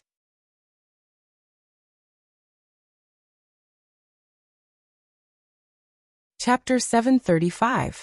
The oligarchs welcomed the best time in history. With money, they could even decide the appointment of the Russian Prime Minister. The oligarchs became the true rulers of Russia. But after the new Russian emperor ascended to the throne, he began to massacre the oligarchs. Under the suppression of the powerful departments, some of the 6 magnates went into exile overseas, some were imprisoned, and some died of illness. All of them were reduced to ashes. Only Berezovsky was safe and sound. This person could be called a roly-poly. He dealt with the 2 emperors with ease. His methods were very terrifying. Also, he and the new oligarchs led by Vich regained control of Russia's gas, oil and mining industries. To put it bluntly, it was just a change of emperor. Also, there's another rumor. Li Jianguo lowered his voice and gossiped. There's another reason why the emperor let Berezovsky go. His daughter, Amphia, also worked in the KGB and was in a relationship with the emperor. She was his lover. As the daughter of a big oligarch and the lover of the emperor, Amphia had great influence in Russia's upper-class society. She could talk to many tycoons on an equal footing. She had the power to topple mountains and overturn seas with a word. Therefore, she was called Princess Amphia. Soon, Jiang Tian and the others arrived at a vast and luxurious manor in the northern suburbs of Snow City. The heavy snow pressed down on the pine trees, and the 4-lane asphalt road was straight. In the manor, there were sentries everywhere, and it was heavily guarded. Many burly Russian men in black windbreakers patrolled back and forth with submachine guns in their hands. Their eyes were vigilant and covetous. In such a place, Xiangheng, who always liked to brag, was cowering like a quail, not daring to say a word. "Hey Paul, is my old friend Princess Amphia here?" It was not Li Jianguo's first time here. He was very familiar with the guard leaders and greeted them warmly. "She's hunting and will be back soon. The princess is looking forward to the Maotai wine you brought. If you don't bring it, you'll be surrounded by bears." Paul shrugged his shoulders and smirked. He patted Li Jianguo's shoulder and led the group to a living room. There was a leather sofa imported from Italy, exquisite porcelain, fragrant coffee, and a silent but polite old servant. Pine branches were burning in the fully enclosed fireplace, and there were many brown bear and tiger specimens hanging on the wall. There were also some oil paintings by famous artists. Every detail of the manor showed its deep heritage. A moment later, an army green SUV drove into the yard. The legendary Princess Amphia had arrived late. Very young. Jiang Tian sighed inwardly. This woman was in her early 20s and was much taller than the average Asian woman. She was nearly 1.8 meters tall and wore a sapphire blue suede hunting suit, brown riding pants, high riding boots, and a black exquisite helmet. She looked like a female hunter, valiant and murderous. However, he raised his chin slightly, looking very arrogant. "Li, my old friend, I didn't expect you to want to go to Severnaya Zemlya. That place is very dangerous." She glanced at them and said disdainfully, "You're courting death." "Princess Amphia. It's Mr. Jiang." Li Jianguo hurriedly stood up and bowed deeply, wanting to introduce Jiang Tian to Amphia. "Let's not talk about this for now." Amphia frowned in disgust. She arrogantly and coldly said, "I heard that you killed Black Bear from Tomahawk and more than a dozen people?" Li Jianguo's heart skipped a beat as he hurriedly explained. "Miss Amphia, Black Bear forcefully bought my minerals at an unfair price. I endured the humiliation and agreed, but they still want to kill me. I can't let them take advantage of me. Li, you killed my brother and I've been chasing you. But you're very cunning. You don't stay in the city and slip through my fingers a few times." At this moment, a person suddenly walked in. This person was more than 2 meters tall, and was burly like a small mountain.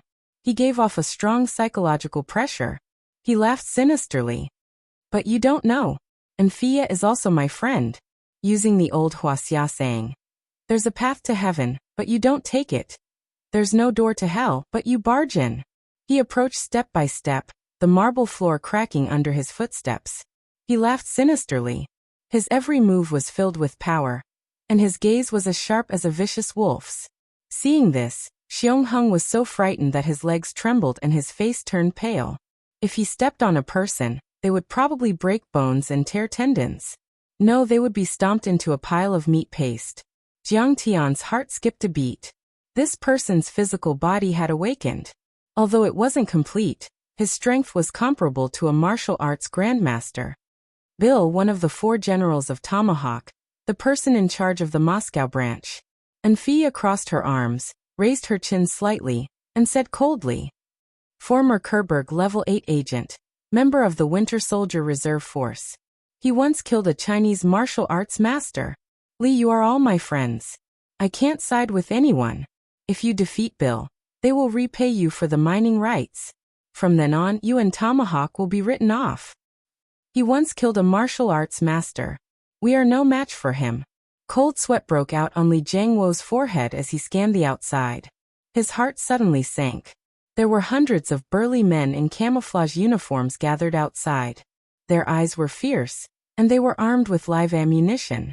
There were even heavy machine guns and shoulder-fired rockets. They were smoking and chatting with Paul and Anfia's guards. They were Tomahawk's men. There was no way to escape in this situation. Li Wan was so scared that her face turned pale, and her body trembled. He's Bill. Xiong Hung had heard of Bill before and exclaimed. In Moscow, Bill was a legend, a myth, a monster, and a demon. It was said that he could withstand machine gun fire and kill people in a hail of bullets. It was said that he would tear people alive and even eat their hearts. It was said that he was so strong that he could flip a small car over with his bare hands. At this moment, Xiong Hung could no longer bear the psychological pressure. His emotions exploded as he shouted at Jiang Tian. "Jiang Tian, you can call me trash, you can call me a coward, but so what? Look at the formation outside. Are they something you can afford to offend? Grenades, heavy machine guns, rockets. Look at Bill's strength. He can crush marble with one step. Do you understand the principle of enduring for a while? It turns out that we won't necessarily die. Spending a little more money can settle this. But now that you've killed someone, they're chasing after you. If they don't give up, let's see how you're going to deal with this. Jiang Tian, you're just an ordinary person. So what if you know Kung Fu? Look at the situation now. Can you handle it? We're going to die because of you." He pushed Jiang Tian and shouted hysterically. "He's the one who killed us. We didn't fight back. It's him." Xiong Hung.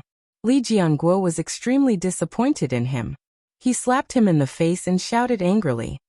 "Do you think you can escape by begging for mercy? You're wrong. They'll kill you all. It's useless to beg for mercy in front of fierce wolves and tigers. Because he wants to eat you. It's his instinct to eat you." Xiong Hung fell to the ground, tears and snot running down his face. He shouted crazily, "I didn't fight back. Why do you want to kill me? Kill him. Kill Jiang Tian. He's the culprit." "Haha, former KGB agent?" Jiang Tian was calm. He took a step forward and said calmly, "Winter Soldier Reserve member? What's so great about that? He's just a piece of trash that I can kill with one slap." Seeing this, even Li Jiangguo felt that Jiang Tian was too arrogant and overconfident, or even overestimating his own abilities. Even if you're good at fighting, can you beat a former KGB agent?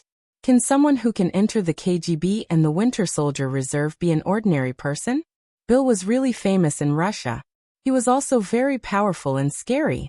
He had killed a martial arts master before. There were even a lot of dark fairy tales and legends around him. He could even stop children from crying at night. Otherwise, how could he dominate the entire Moscow and make such a name for himself? Even the Italian mafia had to be wary of him. Even Li Wan, who worshipped Jiang Tian and treated him like a god, did not have much confidence in Jiang Tian. Bill was the legendary KGB agent and Winter Soldier. He was an existence that only appeared in action movies. Ordinary people in real life were no match for him. At this moment, Xiong Hung almost laughed out loud. At this juncture, Jiang Tian still dared to boast so shamelessly. But great. That's great. Jiang Tian recklessly stood up and attracted Bill's firepower. Maybe Bill would forget about me. The more tragic Jiang Tian's death was, the more it would prove that my forbearance was right, and that I was very wise. Who knows, maybe Li Wan would change her mind about him. And Faya looked at Jiang Tian with a hint of mockery in her eyes. This Wuxia kid is courting death. At this moment, Jiang Tian had an ordinary appearance in the mortal world. He was handsome and delicate, and his fingers were even more translucent than a girl's. Not to mention Bill, he was even weaker than Li Jiangguo. Go to hell. Bang. Bill was indeed a former KGB elite. He knew that even a lion would use all its strength to catch a rabbit. Even though he felt that Jiang Tian was weak, he still did not show any mercy. He threw a punch, and it was like a cannonball flying across the sky. The air exploded, and the surrounding furniture was blown away by the wind. Unfortunately, Jiang Tian could even defeat the Wolf King Alexander, let alone an ordinary physical awakened. How could he be a match for him? Get lost. Jiang Tian just waved his hand casually. Boom. Jiang Tian's translucent jade-like hand was like the giant palm of a mighty miracle god, containing a tremendous amount of strange power. On the contrary, the burly Bill, who looked like a brown bear, was like a piece of paper in front of Jiang Tian, unable to withstand a single blow. The huge and majestic body that could withstand the barrage of a machine gun exploded in an instant, turning into a sky full of sparkling and translucent blood rain, sprinkling down in a flurry. Hiss! Seeing this scene, whether it was Enfia, the Tomahawks, or the manor's bodyguards, they all gasped. No one expected that the ordinary-looking Jiang Tian could kill Bill with one slap. After all, Bill was once a reserve member of the Winter Soldier organization. He was unparalleled in strength. Who else? Let's go together. With his hands behind his back, Jiang Tian calmly glanced at Enfia and the other Tomahawks. The whole place was dead silent. No one dared to say a word.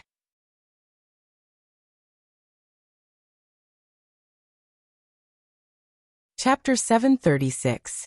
Amphia's face turned pale. Then, a silver-haired old man behind her leaned over and whispered something into her ear. Amphia gave Jiang Tian a knowing look and said with a smile, "Fine, you win. I will keep my promise." With Jiang Tian's sharp divine sense, he naturally sensed that the old man was speaking to Amphia. "Miss Amphia, this man must be a martial artist from Wuxia. He might even be a transcendent master.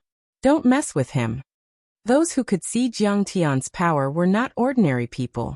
Jiang Tian noticed that the old man had used some kind of strange Dharma spells. He must be a Caucasian shaman who was as powerful as a Dharma master from Wuxia. However, Jiang Tian didn't care about such a small fry. If the old man dared to provoke him, he would kill him with a slap. Amphia looked at Jiang Tian, and then walked out of the door. She called a few tomahawks over and said, "Bill failed. Bill failed. Lee is my friend, so you have to fulfill your promise and give me face. Give him back his mining rights. Also, don't harass him in the future. Otherwise, my family will not sit back and do nothing." "Yes, Miss Amphia." Amphia was very authoritative, so the tomahawks didn't dare to disobey her. Someone prepared a contract and brought it to Jiang Tian. "Mr. Lee, please forgive us for offending you in the past. Russians were a nation of warriors who worshipped the strong. Now that they had seen Jiang Tian's strength, the battle axes had a whole new level of respect for Jiang Tian. They bowed deeply, and their respect for Li Jiangguo increased. Li Jiangguo took the contract and cast a grateful look at Jiang Tian. He heaved a sigh of relief. Amphia was very influential in Russia. She could drink and chat with the emperor. With her and Jiang Tian's power, the tomahawks didn't dare to cause any trouble. Xiongheng also approached Jiang Tian with a fawning look on his face. He knelt down and kowtowed to Jiang Tian. "Mr. Jiang, I'm convinced. I didn't expect you to be an expert. You're too domineering. It is my honor to be your friend." "Since when am I your friend?" Jiang Tian flicked his sleeves and pointed at Xiongheng. "This person has nothing to do with me. I won't protect him." "Mr. Jiang, we won't stand on ceremony then. Actually, we also need to kill someone to report to the headquarters." "Thank you, Mr. Jiang." The tomahawks were about to leave, but at this moment, they suddenly stopped and smiled maliciously at Xiongheng. One of them pulled out a pistol and pointed it at the back of Xiongheng's head. "Jiang Tian, spare my life. Help me say something, I know I was wrong. I really..." Xiongheng was scared out of his wits, and his tears and mucus flowed freely. He kowtowed like he was pounding garlic, and even his forehead was bleeding profusely. But his begging came to an abrupt end. The tomahawk unceremoniously opened fire and blew up Xiong-Heng's head. Xiong-Heng fell to the ground. His brain matter splattered all over the floor. Li Wan was so scared that she trembled and screamed. Only then did she realize Jiang Tian's decisiveness and ruthlessness. Li Jiangguo just shook his head helplessly, but he didn't try to persuade Jiang Tian at all. It wasn't that he didn't dare to persuade him, but that he didn't want to. He felt that Xiong-Heng wasn't worth him saying anything. Jiang Tian had saved Xiong-Heng's life, but Xiong-Heng even wanted to hand Jiang Tian over to Tomahawk. That was simply ungrateful. Today, when things came to a head, he pushed Jiang Tian out to take the bullet, and even insulted Jiang Tian. Fear in the face of death was understandable, but such a cowardly person didn't deserve sympathy. Mr. Jiang, Mr. Li, you are qualified to explore Severnaya Zemlya with me. Anfia brought over 2 glasses of red wine and smiled. In fact, other than wanting to end the feud between Mr. Li and Tomahawk, I also want to test your skills. To be honest, the place I'm going to is very dangerous. Now congratulations, you've passed the test. Mr. Jiang, there's no need for me to go to Severnaya Zemlya. Li Jiangguo hesitated and smiled bitterly. Anfia and Jiang Tian weren't ordinary people. Li Jiangguo felt a little uneasy about going to Severnaya Zemlya together. Besides, although he wanted to repay Jiang Tian by sending him off, he was actually fleeing. Now that the crisis was over, he could go back. Jiang Tian saw through him and smiled. Mr. Li, you'll have to part in the end. I'm very touched that you've sent me here. Okay, Master Kong, then I'll go back. You must be careful. I have a feeling that she's not that simple. Li Jiangguo looked at Anfia meaningfully and spoke in Chinese. Don't worry. Jiang Tian comforted. In Russia, not many people can hurt me. You can go back. Li Jiangguo drove away with his daughter. The two of them were in a complicated mood. Neither of them spoke. After they had gone far, Li Wan was still looking back at the manor. Daughter, don't look anymore. It's useless. He's not the same as us. Li Jiangguo smiled bitterly and shook his head. Yeah, he's too strong. I hope he'll be safe on this trip. Li Wan lowered her eyes and sighed bitterly. That night, Jiang Tian rested in a guest room in the manor and meditated silently.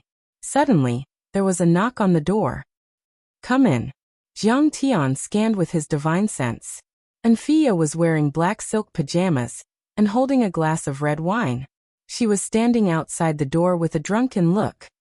Mr. Jiang, you haven't paid for the room or the travel expenses. Don't you think you need to pay something? Anfia's face was flushed. Her skin was snow white, and her figure was extremely hot. The bow on her shoulder seemed to be tempting him to untie it. Jiang Tian said indifferently, How much? I'll give it to you. I'm afraid you can't afford what I want.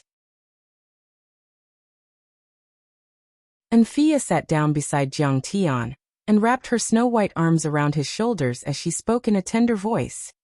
How much? Give me a price. Jiang Tian frowned. Anfia's luscious lips moved to Jiang Tian's ear and whispered, Accompany me for one night or the rest of your life. It's your choice. I'm fine with either. Jiang Tian smiled bitterly and shook his head. Miss Anfia, thank you for your kindness. Unfortunately, I have a wife, and we have a very good relationship. Then do you mind having another hot and passionate lover? Anfia pulled Jiang Tian's arm coquettishly and pressed her full breasts against him, giving him a very subtle feeling. I'm sorry, please leave. If you insist, I can stay in a hotel outside. Jiang Tian said firmly. Russian girls are so valiant, to actually covet my beauty in such a straightforward manner. Looks like I'll have to make myself uglier next time I come out. I'll change into Little Wei's appearance. He's ordinary and ugly. All right, Mr. Jiang. We'll set off tomorrow. We'll calculate the travel expenses when we're done. Anfia's face turned red with embarrassment and anger. She slammed the door and left with a glass of wine. She was different from Paris. She was promiscuous and liked to hook up with men. She originally thought that Jiang Tian would gladly endure hardships since she came from a good family and was beautiful. She didn't expect Jiang Tian to not give her any face. The next morning, a few more VIPs arrived by helicopter. They looked like they were either rich or powerful. From their conversation, Jiang Tian realized that they all knew each other. They were all from large Russian tycoons or powerful families. For this expedition, Anfia had prepared a Mi-26 heavy-duty transport helicopter. It could carry up to 20 tons and was one of the most powerful transport helicopters in the world. Of course, it was expensive. However, Anfia had 7 or 8 helicopters like this. It was obvious that Anfia's family was wealthy. Everyone, let's set off. The leader was a burly man in combat uniform. His nickname was Tank. He was fully armed and capable. According to the introduction, he used to be a Special Forces member of Russia's Alpha anti-terrorist unit. After retiring, he specialized in being an expedition guide in extreme areas and served the nobles. He was very experienced and had been to Severnaya Zemlya many times. Anfia and the others also seemed to frequently explore Severnaya Zemlya. They had all kinds of advanced equipment. There were all kinds of protective clothing, ski equipment, tents, sleeping bags, compressed food, snowproof glasses, windproof night vision goggles, and so on. Only Jiang Tian didn't bring any equipment. Moreover, he wore very thin clothes. It was obvious that he was a layman. Originally, everyone had finished their preparations and was about to set off. But at this moment, a tall young man pointed at Jiang Tian and said disdainfully, "Princess Anfia, why do you have to bring this Wuxia guy? He doesn't even have the strength to truss a chicken, and will delay our operation." Anfia smiled and said, "Xiaoen, this Mr. Jiang from Wuxia is an expert. He once defeated Tomahawk's Bill. I think he will be of help." Xiaoen was the son of a mining oligarch in Russia. His wealth was about the same as Anfia's family. Moreover, he had always been pursuing Anfia. Anfia didn't like him very much, but she wouldn't offend Jiang Tian because of him. She had a feeling that she couldn't understand Jiang Tian. He is indeed a martial arts expert. He should be from a martial arts family in Wuxia. The old servant standing behind Anfia, Connolly, also explained with a smile. Connolly was very old. His white hair was curly and his white beard was neatly trimmed. His figure was tall and straight, and his aura was strict. His strength was actually a bit stronger than Tomahawk's Bill and Black Bear. The tank leader and many members of the defense team looked at him with reverence and worship. What? He defeated Bill? The rich young masters present all exclaimed in surprise. Bill was famous in Russia. He was one of the top experts in Tomahawk. It was said that he once served in the Winter Army. However, this handsome Wuxia kid had actually defeated him. Only Xiaoen snorted in disdain and disdain. Others didn't know, but he was a descendant of the Wolf King Alexander. Defeating Bill could frighten others, but in his eyes, it wasn't worth mentioning. Okay, I respect Princess Anfia's opinion. Xiaoen didn't argue. He raised his hand and pointed at Jiang Tian. Wuxia kid, it's no problem to bring you along, but don't be a burden to us. You have to bring dry food, oxygen bags, and protective clothing. Jiang Tian turned to look at Xiaoen. His eyes were gloomy as he said indifferently, "Is it your turn to tell me what to do?" You're tuning in to the Li Mei's Wuxia Whispers YouTube channel. We're so grateful for your support, and don't forget to subscribe to join us on this incredible journey through captivating stories. Your generosity through donations truly makes a world of difference, as it's the primary source of revenue that allows me to expand and enhance this channel for you. Thank you from the bottom of my heart for being a part of this adventure.